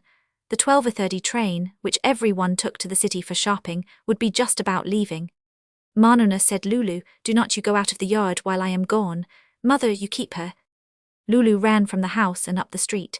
She was in her blue cotton dress, her old shoes, she was hatless and without money. When she was still 2 or 3 blocks from the station, she heard the 12:30 pulling out. She ran badly, her ankles in their low, loose shoes continually turning, her arms held taut at her sides. So she came down the platform and to the ticket window. The contained ticket man wanted to lost trains and perturbed faces, yet actually ceased counting when he saw her. "Lenny, did Di Deacon take that train?" "Sure she did," said Lenny. "And Bobby Larkin?" Lulu cared nothing for appearances now. "He went in on the local," said Lenny, and his eyes widened. "Where?" See, Lenny thought it through. "Milton," he said. "Yes, sure, Milton, both of 'em." "How long till another train?" "Well, sir," said the ticket man, "you are in luck if you was goin' to. 17 was late this morning, she'll be along, jerk of a lamb's tail." "Then," said Lulu, "you got to give me a ticket to Milton, without me paying till after, and you got to lend me $2. "Sure thing," said Lenny, with a manner of laying the entire railway system at her feet. 17 would rather not have stopped at Warbleton, but Lenny's signal was law on the time card, and the magnificent yellow express slowed down for Lulu. Hatless and in her blue cotton gown, she climbed aboard. Then her old inefficiency seized upon her. What was she going to do? Milton, she had been there but once years ago. How could she ever find anybody? Why had she not stayed in Warbleton and asked the sheriff or somebody? No, not the sheriff. Cornish, perhaps. Oh, and Dwight and Inez were going to be angry now. And Dilittle 501. As Lulu thought of her, she began to cry. She said to herself that she had taught Di to sew. In sight of Milton, Lulu was seized with trembling and physical nausea. She had never been alone in any unfamiliar town. She put her hands to her hair and for the first time realized her rolled-up sleeves. She was pulling down these sleeves when the conductor came through the train. "Could you tell me," she said timidly, "the name of the principal hotel in Milton?" Ninian had asked this as they neared Savannah, Georgia. The conductor looked curiously at her. "Why, the Hess House," he said.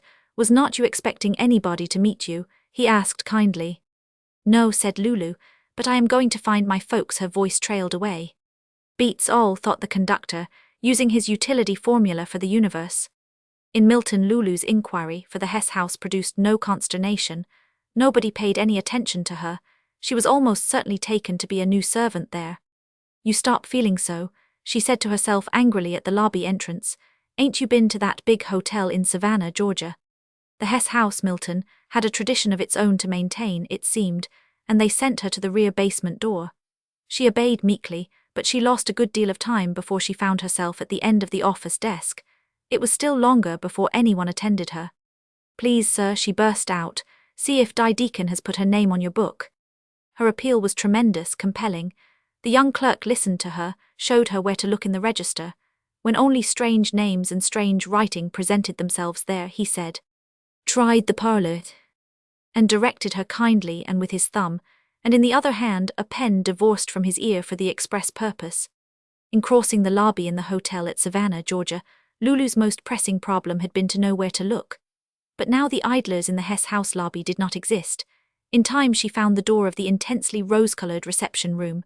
There, in a fat, rose-colored chair, beside a cataract of lace curtain, sat Di, alone. Lulu entered. She had no idea what to say. When Di looked up, started up, frowned, Lulu felt as if she herself were the culprit. She said the first thing that occurred to her. "I do not believe mammal like you're taking her nice satchel." "Well," said Di, exactly as if she had been at home, and superadded, "My goodness," and then cried rudely, "What are you here for?"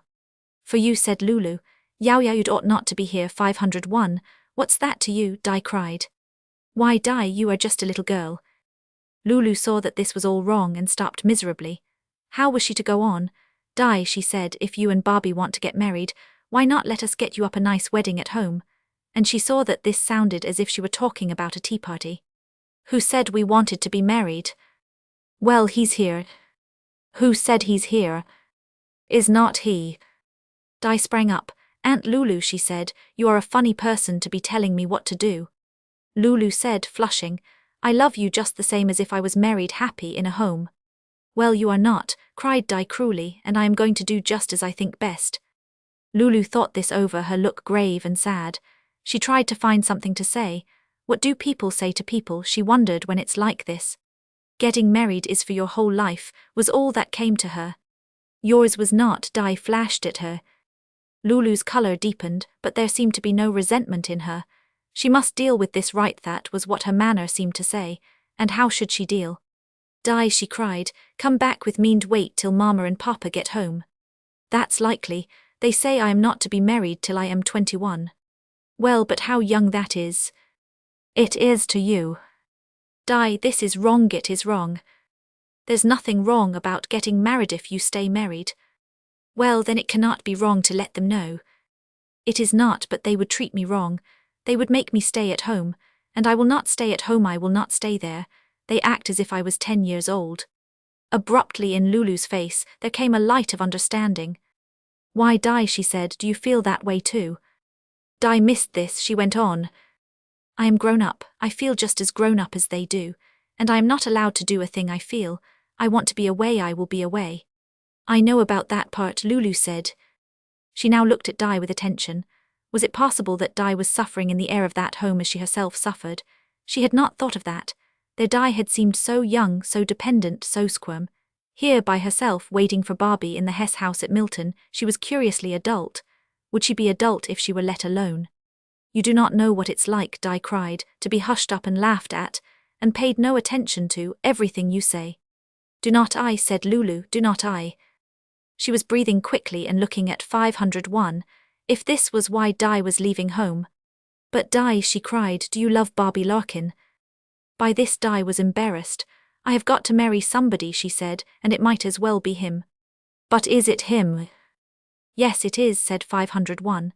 But she added, I know I could love almost anybody real nice that was nice to me. And this she said, not in her own right, but either she had picked it up somewhere and adopted it, or else the terrible modernity and honesty of her day somehow spoke through her, for its own. But to Lulu, it was as if something familiar turned its face to be recognized. Di, she cried. It's true, you ought to know that. She waited for a moment. You did it, she added. Mama said so. At this onslaught Lulu was stupefied, for she began to perceive its truth. I know what I want to do, I guess, Di muttered, as if to try to cover what she had said. Up to that moment, Lulu had been feeling intensely that she understood Di, but that Di did not know this. Now Lulu felt that she and Di actually shared some unsuspected sisterhood. It was not only that they were both badgered by Dwight, it was more than that. They were two women, and she must make Di know that she understood her. Di, Lulu said, breathing hard, what you just said is true, I guess. Do not you think I do not know? And now I am going to tell you.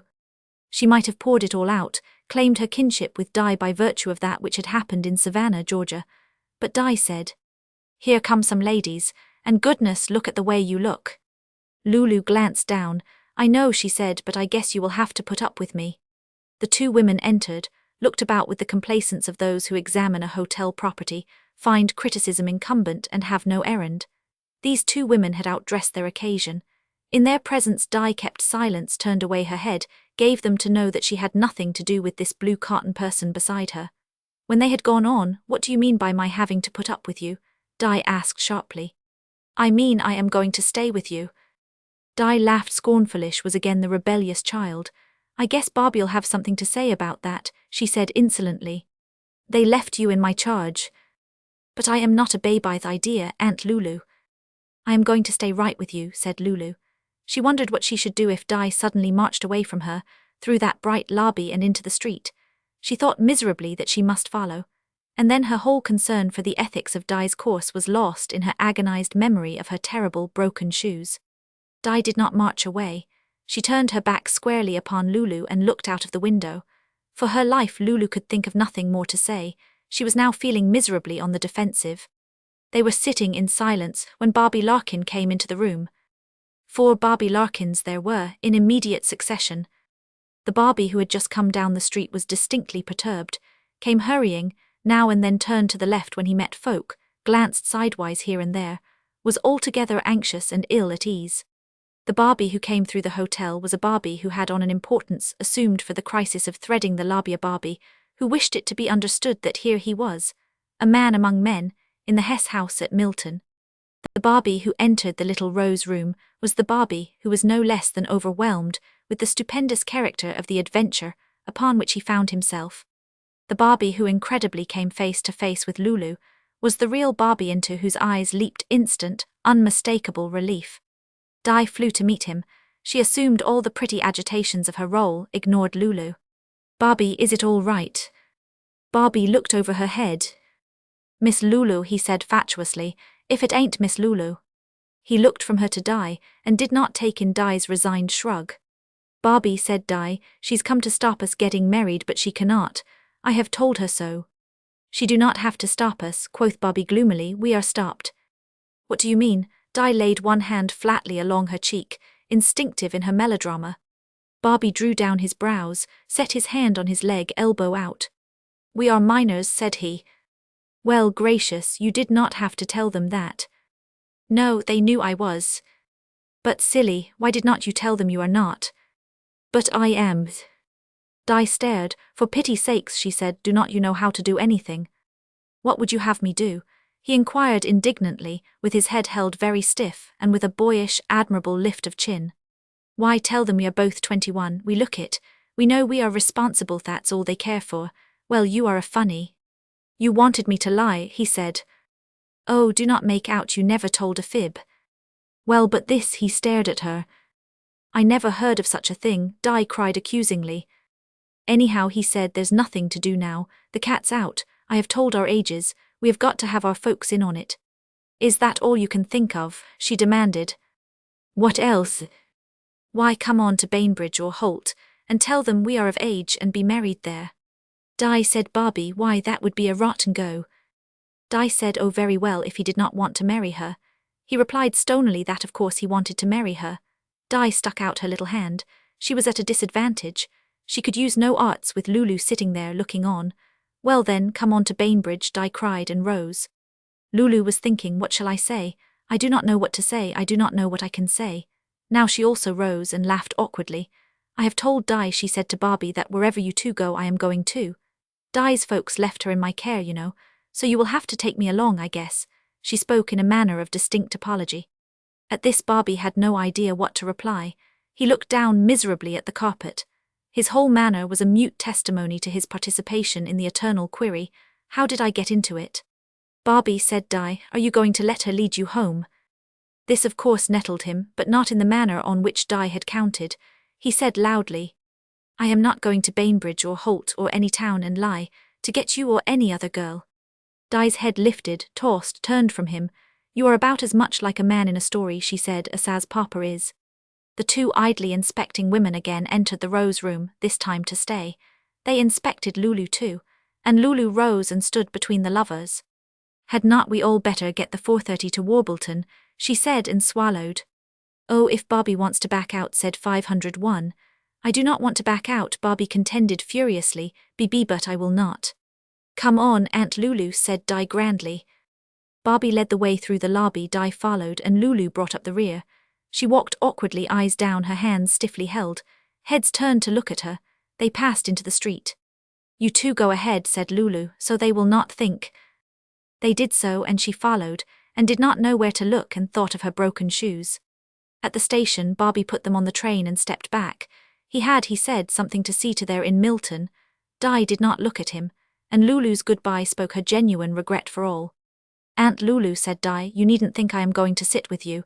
You look as if you were crazy, I will sit back here. All right, Di, said Lulu humbly.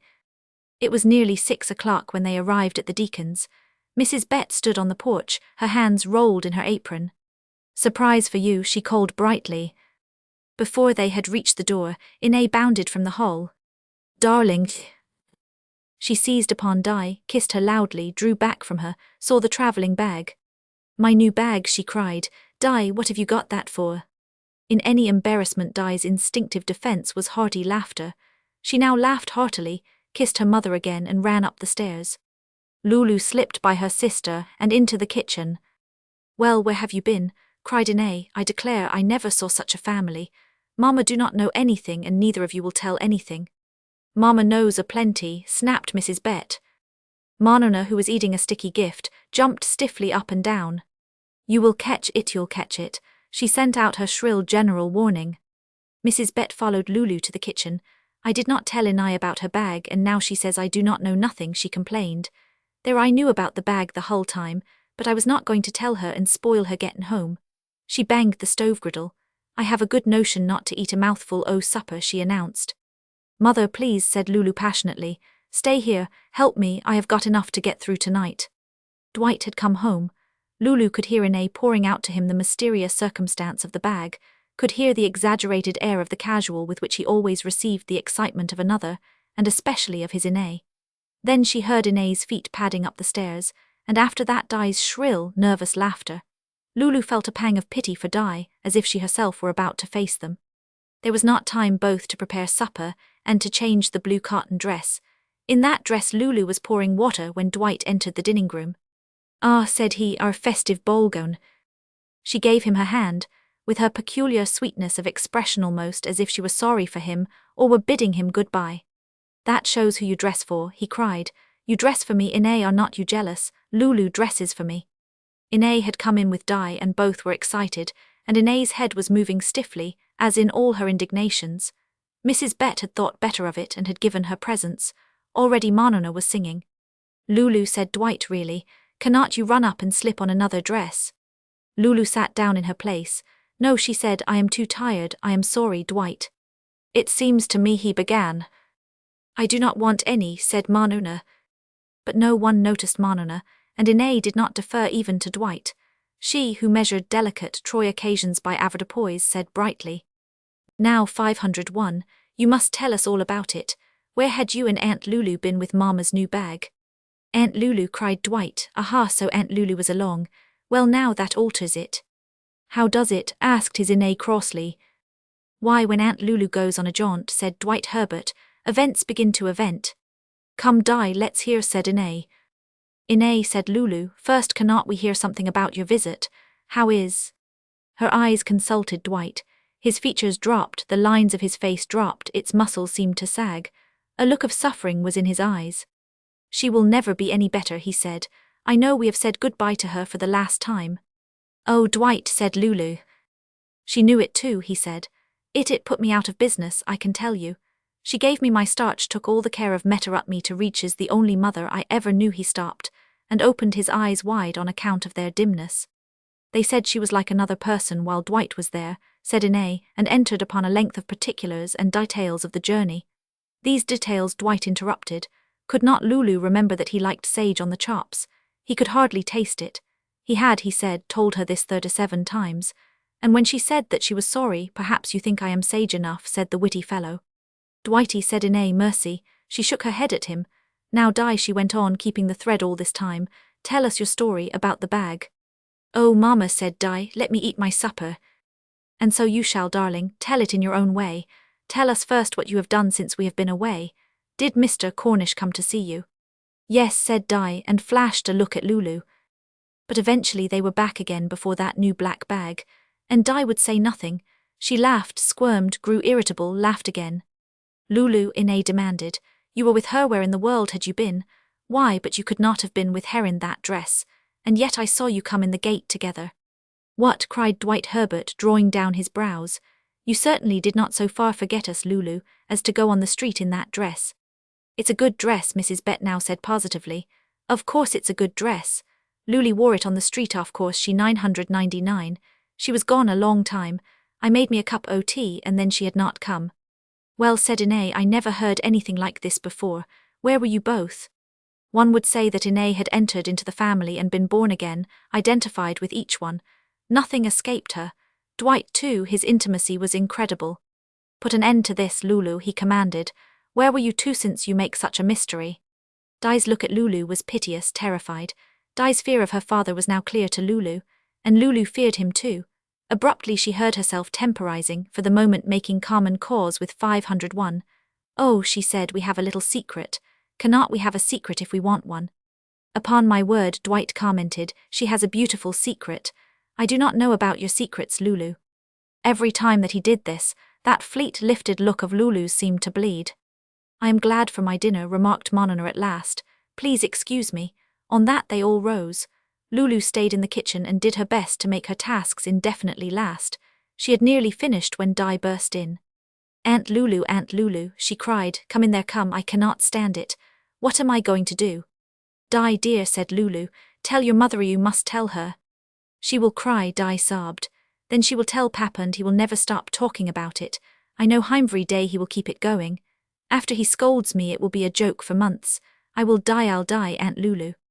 Inez's voice sounded in the kitchen. "What are you two whispering about? I declare Mama's hurt, Di, at the way you are acting." "Let's go out on the porch," said Lulu, and when Di would have escaped, Inez drew her with them, and handled the situation in the only way that she knew how to handle it, by complaining, "Well, but what in this world?"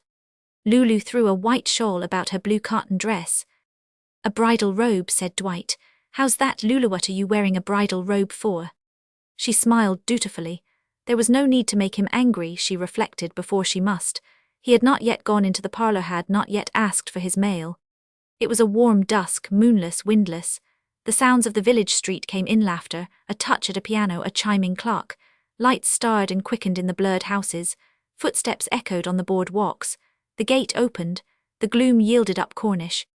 Lulu was inordinately glad to see him.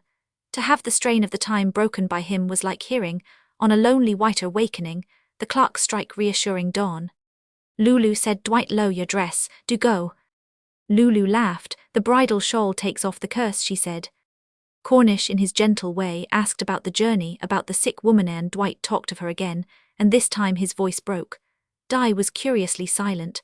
When Cornish addressed her, she replied simply and directly, the rarest of Di's manners, in fact not Di's manner at all. Lulu spoke not at all, it was enough to have this respite. After a little the gate opened again. It was Barbie. In the besetting fear that he was leaving Di to face something alone, Barbie had arrived. And now Di's spirits rose. To her his presence meant repentance, recapitulation. Her laugh rang out, her replies came archly, but Barbie was plainly not playing up. Barbie was, in fact, hardly less than glum. It was Dwight, the irrepressible fellow, who kept the talk going. And it was no less than deft, his continuously displayed ability playfully to pierce Lulu. Someone had married at the drop of the hat. You know the kind of girl. And someone made up a likely story to soothe her own pride, you know how they do that. Well, said Inez, my part, I think the most awful thing is to have somebody one loves keep secrets from one. No wonder folks get crabbed and spiteful with such treatment. Mama, Manona shouted from her room, come and hear me say my prayers. Manona entered this request with precision on Inez's nastiest moments, but she always rose, unabashed, and went, motherly and dutiful, to hear devotions, as if that function and the process of living ran their two divided channels. She had dispatched this errand, and was returning, when Mrs. Bett crossed the lawn from Grandma Gates's, where the old lady had taken comfort in Mrs. Bett's ministrations for an hour. Do not you help me, Mrs. Bett warned them away sharply. I guess I can help myself yet a while. She gained her chair, and still in her momentary rule of attention she said clearly, I got a joke. Grandma Gates says it's all over town Di and Bobby Larkin eloped off together today. The last was a single note of laughter, high and brief. The silence fell. What nonsense, Dwight Herbert said angrily. But Inez said tensely, is it nonsense? Have not I been trying to find out where the black satchel went, Di? Di's laughter rose, but it sounded thin and false. Listen to that, Barbie, she said. Listen. That will not do, Di, said Inez. You cannot deceive Mama, and do not you try. Her voice trembled, she was frantic with loving and authentic anxiety, but she was without power. She overshadowed the real gravity of the moment by her indignation. Mrs. Deacon, began Barbie, and stood up, very straight and manly before them all. But Dwight intervened, Dwight, the father, the master of his house. Here was something requiring him to act, so the father set his face like a mask and brought down his hand on the rail of the porch. It was as if the sound shattered 1,000 filaments where Diana, his voice was terrible, demanded a response, ravened among them. Yes, Papa, said Di, very small. Answer your mother, answer me. Is there anything to this absurd tale? No, Papa, said Di, trembling. Nothing whatever. Nothing whatever. Can you imagine how such a ridiculous report started? No, Papa. Very well, now we know where we are. If anyone hears this report repeated, send them to me. Well, but that satchel, said Inez, to whom an idea manifested less as a function than as a leech. One moment, said Dwight. Lulu will of course verify what the child has said. There had never been an adult moment until that day when Lulu had not instinctively taken the part of the parents of all parents. Now she saw Dwight's cruelty to her as his cruelty to Di. She saw Inez, herself a child in maternity, as ignorant of how to deal with the moment as was Dwight. She saw Di's falseness partly parented by these parents. She burned at the enormity of Dwight's appeal to her for verification. She threw up her head, and no one had ever seen Lulu look like this. If you cannot settle this with Di, said Lulu, you cannot settle it with me. A shifty answer, said Dwight. You have a genius at misrepresenting facts, you know, Lulu. Barbie wanted to say something, said Inez, still troubled. No, Mrs. Deacon, said Barbie low, I have nothing more to say. In a little while, when Barbie went away, Di walked with him to the gate. It was as if, the worst having happened to her, she dared everything now. Barbie, she said, you hate a lie, but what else could I do? He could not see her, could see only the little moon of her face, blurring. And anyhow, said Di, it was not a lie. We did not elope, did we? What do you think I came for tonight? Asked Barbie. The day had aged him, he spoke like a man. His very voice came gruffly, but she saw nothing, softened to him, yielded, was ready to take his regret that they had not gone on. Well, I came for one thing, said Barbie, to tell you that I could not stand for your wanting me to lie today. Why, Di, I hate a lie. And now tonight he spoke his code almost beautifully. I would rather, he said, they had never let us see each other again than to lose you the way I have lost you now. Barbie. It's true, we must not talk about it. Barbie, I will go back and tell them all. You cannot go back, said Barbie, not out of a thing like that. She stood staring after him. She heard someone coming and she turned toward the house and met Cornish leaving. Miss Di, he cried, if you are going to elope with anybody, remember it's with me. Her defense was ready, her laughter rang out so that the departing Barbie might hear. She came back to the steps and mounted slowly in the lamplight, a little white thing with whom birth had taken exquisite pains. If, she said, if you have any fear that I may ever elope with Barbie Larkin, let it rest. I shall never marry him if he asks me 50 times a day. Really, darlings, cried Inez. Really and truly, said Di, and he knows it too. Lulu listened and read all. I wondered, said Inez pensively, I wondered if you would not see that Barbie is not much beside that nice Mr. Cornish. When Di had gone upstairs, Inez said to Lulu in a manner of cajoling confidence. Sister, she rarely called her that, why did you and Di have the black bag? So that after all it was a relief to Lulu to hear Dwight ask casually, by the way, Lulu, have not I got some mail somewhere about? There are 2 letters on the parlour table, Lulu answered. To Inez she added, let's go in the parlour. As they passed through the hall, Mrs. Bett was going up the stairs to bed. When she mounted stairs she stooped her shoulders, bunched her extremities, and bent her head. Lulu looked after her, as if she were half-minded to claim the protection so long lost. Dwight lighted the gas. Better turn down the gas just a little, said he tirelessly. Lulu handed him the 2 letters. He saw Ninian's writing and looked up, said aha, and held it while he leisurely read the advertisement of dental furniture, his Inez reading over his shoulder. Aha, he said again, and with designed deliberation turned to Ninian's letter. An epistle from my dear brother Ninian. The words failed as he saw the unsealed flap. You opened the letter? He inquired incredulously. Fortunately he had no climaxes of furious calm for high occasions. All had been used on small occasions. You opened the letter came in a tone of no deeper horror than you picked the flower Rance put to Lulu. She said nothing. As it is impossible to continue looking indignantly at someone who is not looking at you, Dwight turned to Inez, who was horror and sympathy, a nice half and half. Your sister has been opening my mail, he said. But Dwight, if it's from Ninian. It is my mail, he reminded her. She had asked me if she might open it. Of course I told her no. Well, said Inez practically, what does he say? I shall open the letter in my own time. My present concern is this disregard of my wishes. His self-control was perfect, ridiculous, devilish. He was self-controlled because thus he could be more effectively cruel than in temper. What excuse have you to offer? Lulu was not looking at him. None, she said, not defiantly or ingratiatingly or fearfully.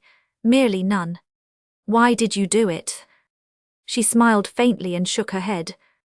Dwight, said Inez reasonably, she knows what's in it and we do not. Hurry up. She is, said Dwight, after a pause, an ungrateful woman. He opened the letter, saw the clipping, the avowal with its facts. Aha, said he, so after having been absent with my brother for a month, you find that you were not married to him. Lulu spoke her exceeding triumph. You see, Dwight, she said, he told the truth. He had another wife, he did not just leave me. Dwight instantly cried, but this seems to me to make you considerably worse off than if he had. Oh no, Lulu said serenely. No, why, she said, you know how it all came about. He was used to thinking of his wife as dead. If he hadn't liked me he would not have told me. You see that, do not you? Dwight laughed. That your apology, he asked. She said nothing. Look here, Lulu, he went on, this is a bad business. The less you say about it the better, for all our sakes. You see that, do not you? See that? Why no, I wanted you to write to him so I could tell the truth. You said I must not tell the truth till I had the proofs. Tell who? Tell everybody, I want them to know. Then you care nothing for our feelings in this matter. She looked at him now. Your feeling. It's nothing to you that we have a brother who's a bigamist. But it's mates me. You are completely out of it. Just let it rest as it is and it will drop. I want the people to know the truth, Lulu said. But it's nobody's business but our business. I take it you do not intend to sue Ninian. Sue him? Oh no. Then for all our sakes let's drop the matter. Lulu had fallen in one of her old attitudes, tense, awkward, her hands awkwardly placed, her feet twisted. She kept putting a lock back of her ear, she kept swallowing. Tell you, Lulu, said Dwight. Here are 3 of us.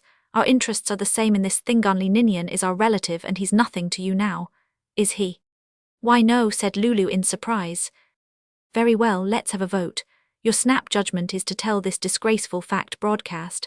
Mine is, least said, soonest mended. What do you say, Ina, considering die and all? Oh goodness, said Ina, if we get mixed up with bigamy, we will never get away from it. Why, I would not have it told for worlds. Still in that twisted position, Lulu looked up at her. Her straying hair, her parted lips, her lifted eyes were singularly pathetic. My poor, poor sister, Ina said. She struck together her little plump hands. Oh, Dwight, when I think of it, what have I done, what have we done that I should have a good, kind, loving husband so protected, so loved when other women darling? She sobbed and drew near to Lulu. You know how sorry I am, we all. Lulu stood up, the white shawl slipped to the floor, her hands were stiffly joined.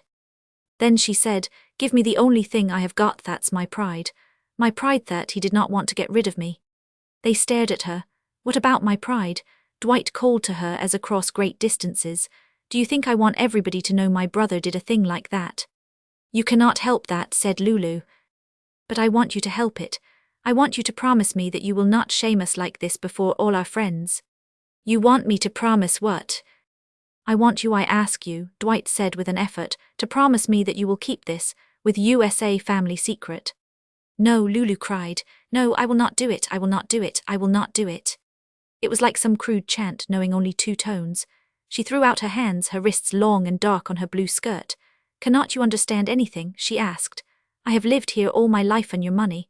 I have not been strong enough to work, they say, well, but I have been strong enough to be a hired girl in your house, and I have been glad to pay for my keep, but there was not anything about it I liked.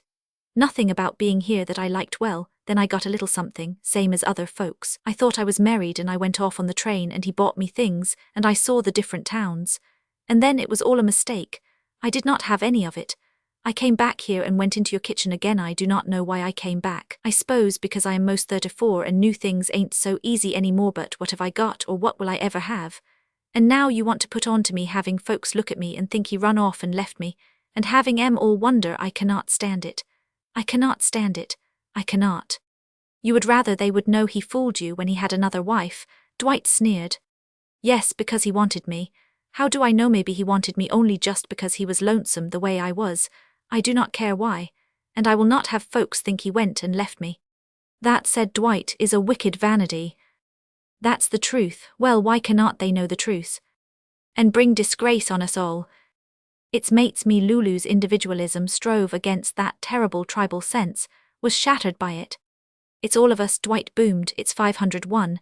Di, he had Lulu's eyes now. Why, it's chiefly on Di's account that I am talking, said Dwight. How would it hurt Di? To have a thing like that in the family, well, cannot you see how it would hurt her? Would it, Ina? Would it hurt Di? Why, it would shame her, embarrass her, make people wonder what kind of stock she came from. Ina sobbed, my pure little girl. Hurt her prospects, of course, said Dwight. Anybody could see that. I suppose it would, said Lulu. She clasped her arms tightly, awkwardly, and stepped about the floor, her broken shoes showing beneath her cotton skirt. When a family once gets talked about for any reason, said Ina, and shuddered. I am talked about now. But nothing that you could help. If he got tired of you, you could not help that. This misstep was Dwight's. No, Lulu said, I could not help that, and I could not help his other wife either. Bigamy, said Dwight, that's a crime. I have done no crime, said Lulu. Bigamy, said Dwight, disgraces everybody it touches. Even Di, Lulu said. Lulu, said Dwight, on Di's account will you promise us to let this thing rest with us three? I suppose so, said Lulu quietly. You will? I suppose so. Ina sobbed, thank you, Lulu, this makes up for everything. Lulu was thinking, Di has a hard enough time as it is. Aloud she said, I told Mr. Cornish, but he will not tell. I will see to that, Dwight graciously offered. Goodness, Ina said, so he knows. Well, that settles, she said no more. You will be happy to think you have done this for us, Lulu, said Dwight. I suppose so, said Lulu. Ina, pink from her little gust of sobbing, went to her, kissed her, her trim tan tailor suit against Lulu's blue cotton. My sweet, self-sacrificing sister, she murmured. Oh, stop that, Lulu said. Dwight took her hand, lying limply in his. I can now, he said, overlook the matter of the letter. Lulu drew back. She put her hair behind her ears, swallowed, and cried out. Do not you go around pitying me. I will have you know I am glad the whole thing happened. Cornish had ordered 6 new copies of a popular song. He knew that it was popular because it was called so in a Chicago paper. When the 6 copies arrived with a danseuse on the covers, he read the words, looked wistfully at the symbols which shut him out, and felt well pleased. Got up quite attractive, he thought, and fastened the 6 copies in the window of his music store. It was not yet 9 o'clock of a vivid morning.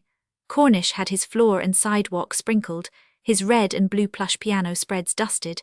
He sat at a folding table well back in the store and opened a law book. For half an hour he read. Then he found himself looking off the page, stabbed by a reflection which always stabbed him anew. Was he really getting anywhere with his law?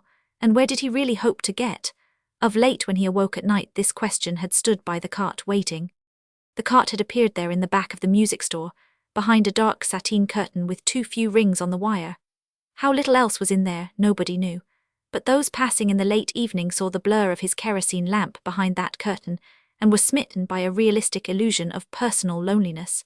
It was behind that curtain that these unreasoning questions usually attacked him, when his giant, wavering shadow had died upon the wall, and the faint smell of the extinguished lamp went with him to his bed, or when he waked before any sign of dawn. In the mornings all was cheerful, and one tenth question had not before attacked him among his red and blue plush spreads, his golden oak and ebony cases, of a sunshiny morning. A step at his door set him flying. He wanted passionately to sell a piano.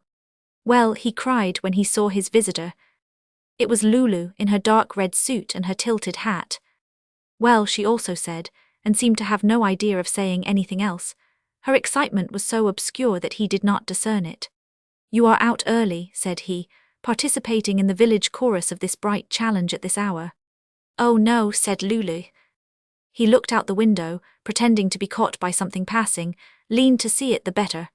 Oh, how would you get along last night? He asked, and wondered why he had not thought to say it before. All right, thank you, said Lulu. Was he about the letter, you know? Yes, she said, but that did not matter. You will be sure, she added, not to say anything about what was in the letter. Why, not till you tell me I can, said Cornish, but will not everybody know now? No, Lulu said. At this he had no more to say, and feeling his speculation in his eyes, dropped them to a piano scarf from which he began flicking invisible specks. I came to tell you goodbye, Lulu said. Goodbye. Yes, I am going off for a while. My satchel's in the bakery. I had my breakfast in the bakery. Say, Cornish cried warmly, then everything was not all right last night. As right as it can ever be with me, she told him. Oh yes, Dwight forgave me. Forgave you. She smiled and trembled. Look here, said Cornish, you come here and sit down and tell me about this. He led her to the folding table, as the only social spot in that vast area of his, seated her in the one chair, and for himself brought up a piano stool. But after all she told him nothing. She merely took the comfort of his kindly indignation. It came out all right, she said only, but I will not stay there any more. I cannot do that. Then what are you going to do? In Milton yesterday, she said, I saw an advertisement in the hotel. They wanted a chambermaid. Oh, Miss Bett, he cried. At that name she flushed. Why, said Cornish, you must have been coming from Milton yesterday when I saw you. I noticed Miss Di had her bag. He stopped, stared. You brought her back. He deduced everything. Oh, said Lulu. Oh no, I mean. I heard about the eloping again this morning, he said. That's just what you did, you brought her back. You must not tell that, you will not, you will not. No, course not, he mulled it. You tell me this, do they know, I mean about your going after her? No. You never told. They do not know she went. That's a funny thing, he blurted out, for you not to tell her folks, I mean, right off, before last night. You do not know them. Dwight never let up on Thay's joke her about it after a while. But it seems in a talk about disgracing her, they would not know what to do, there's no sense in telling them, they are not a mother and father, Lulu said. Cornish was not accustomed to deal with so much reality, but Lulu's reality he could grasp. You are a trump anyhow, he affirmed. Oh no, said Lulu modestly. Yes, she was, he insisted upon it. By George, he exclaimed, you do not find very many married women with as good sense as you have got. At this, just as he was agonizing, because he had seemed to refer to the truth that she was, after all, not married, at this, Lulu laughed in some amusement, and said nothing. You have been a jewel in their home, all right, said Cornish. I bet they will miss you if you do go. They will miss my cooking, Lulu said without bitterness. They will miss more than that, I know. I have often watched you there. You have. It was not so much pleasure as passionate gratitude which lighted her eyes. You made the whole place, said Cornish. You do not mean just the cooking. No, I mean well, that first night when you played croquet. I felt at home when you came out. That look of hers, rarely seen, which was no less than a look of loveliness, came now to Lulu's face. After a pause she said, I never had but one compliment before, that was not for my cooking. She seemed to feel that she must confess to that one. He told me I'd done my hair up nice. She added conscientiously, that was after I took notice how the ladies in Savannah, Georgia, done up theirs. Well, said Cornish only. Well, said Lulu, I must be going now. I wanted to say goodbye to you, on there's one or two other places. I hate to have you go, said Cornish, and tried to add something. I hate to have you go was all that he could find to add. Lulu rose. Oh well, was all that she could find. They shook hands, Lulu laughing a little. Cornish followed her to the door. He had begun on look here, I wish, when Lulu said goodbye, and paused, wishing intensely to know what he would have said. But all that he said was, goodbye, I wish you were not going. So do I, said Lulu, and went, still laughing. Cornish saw her red dress vanish from his door, flash by his window, her head averted, and there settled upon him a depression out of all proportion to the slow depression of his days. This was more, it assailed him, absorbed him. He stood staring out the window. Someone passed with a greeting of which he was conscious too late to return. He wandered back down the store, and his pianos looked back at him like strangers. Down there was the green curtain which screened his home life. He suddenly hated that green curtain. He hated this whole place. For the first time it occurred to him that he hated Warbleton. He came back to his table and sat down before his law book, but he sat chin on chest regarding it.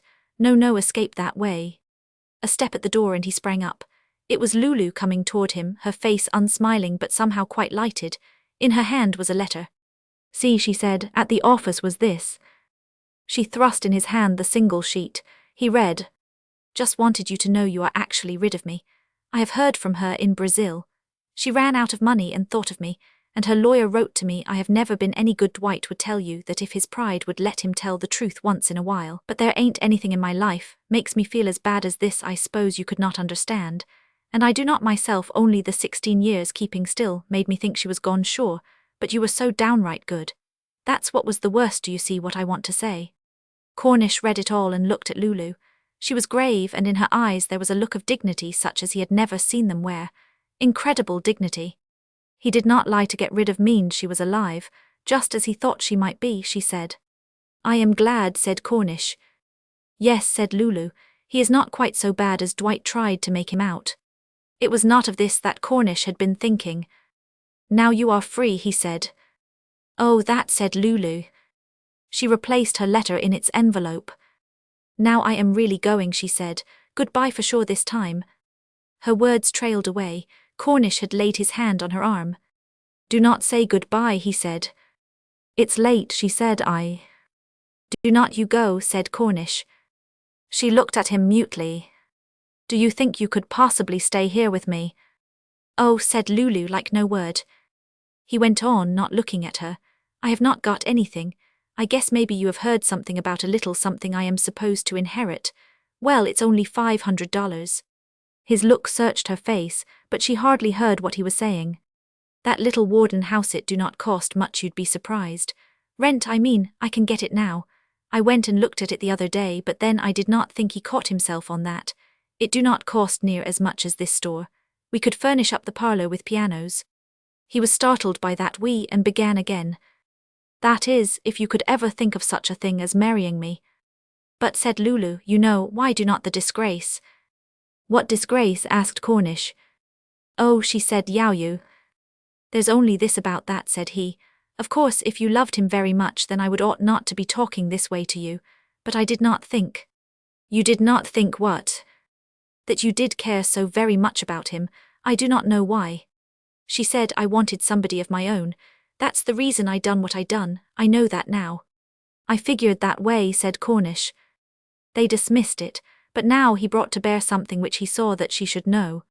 Look here, he said, I would ought to tell you. I'm awful lonesome myself. This is no place to live. And I guess living so is one reason why I want to get married. I want some kind of a home. He said it as a confession. She accepted it as a reason. Of course, she said.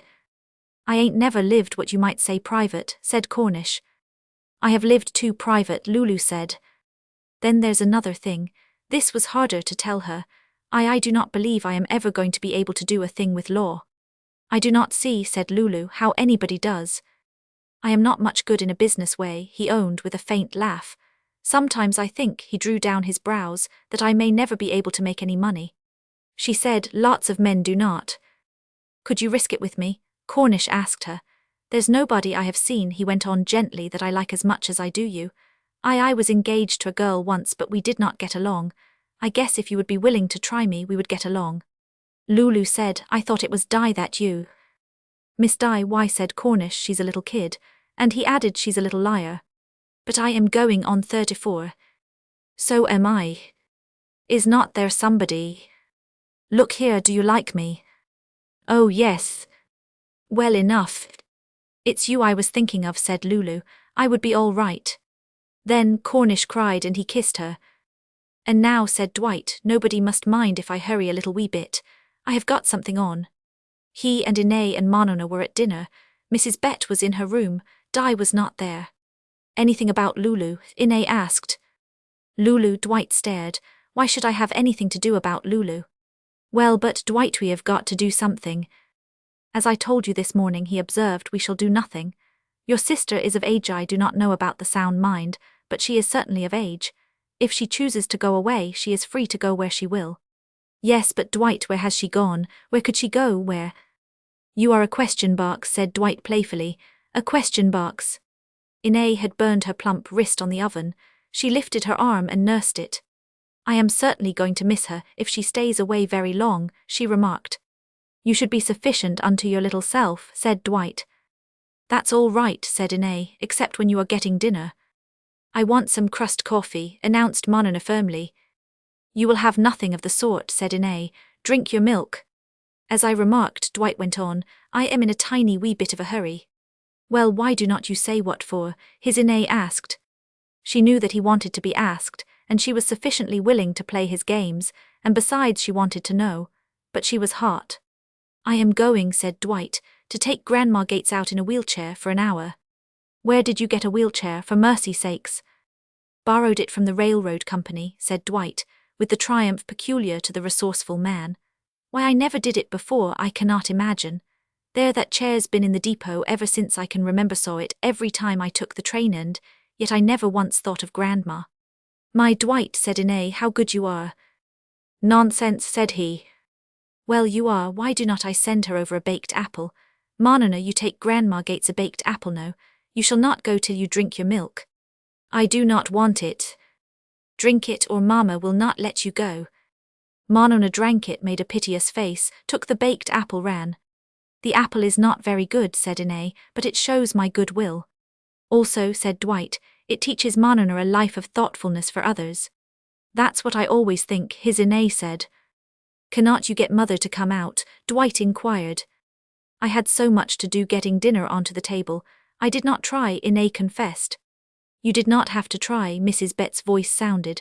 I was coming when I got rested up. She entered, looking vaguely about. I want Lulu, she said, and the corners of her mouth drew down. She ate her dinner cold, appeased in vague areas by such martyrdom. They were still at table when the front door opened. Monona had not ought to use the front door so common, Mrs. Bett complained. But it was not Monona, it was Lulu and Cornish. Well, said Dwight, tone curving downward. Well, said Inez in replica. Lulu, said Mrs. Bett, and left her dinner, and went to her daughter and put her hands upon her. We wanted to tell you first, Cornish said. We have just got married. For evermore, said Inez. What's this? Dwight sprang to his feet. You're joking, he cried with hope. No, Cornish said soberly. We are married just now, Methodist parsonage. We have had our dinner, he added hastily. Where would you have it? Inez demanded for no known reason. The bakery, Cornish replied and flushed. In the dining room part, Lulu added. Dwight's sole emotion was his indignation. What on earth did you do it for? He put it to them, married in a bakery. No, they explained it again. Neither of them, they said, wanted the fuss of a wedding. Dwight recovered himself in a measure. I am not surprised, after all, he said. Lulu usually marries in this way. Mrs. Bett patted her daughter's arm. Lulu, she said, why Lulu, you ain't been and got married twice, have you, after waitin' so long? Do not be disturbed, Mother Bett, Dwight cried. She was not married that first time, if you remember, no marriage about it. Inae's little shriek sounded. Dwight, she cried, now everybody'll have to know that.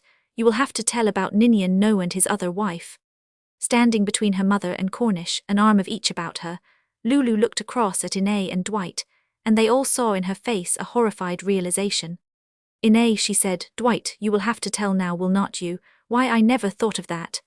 At this Dwight sneered, was sneering still as he went to give Grandma Gates her ride in the wheelchair, and as he stooped with patient kindness to tuck her in. The street door was closed. If Mrs. Bett was peeping through the blind, no one saw her. In the pleasant midday light under the maples, Mr. and Mrs. Neil Cornish were hurrying toward the railway station.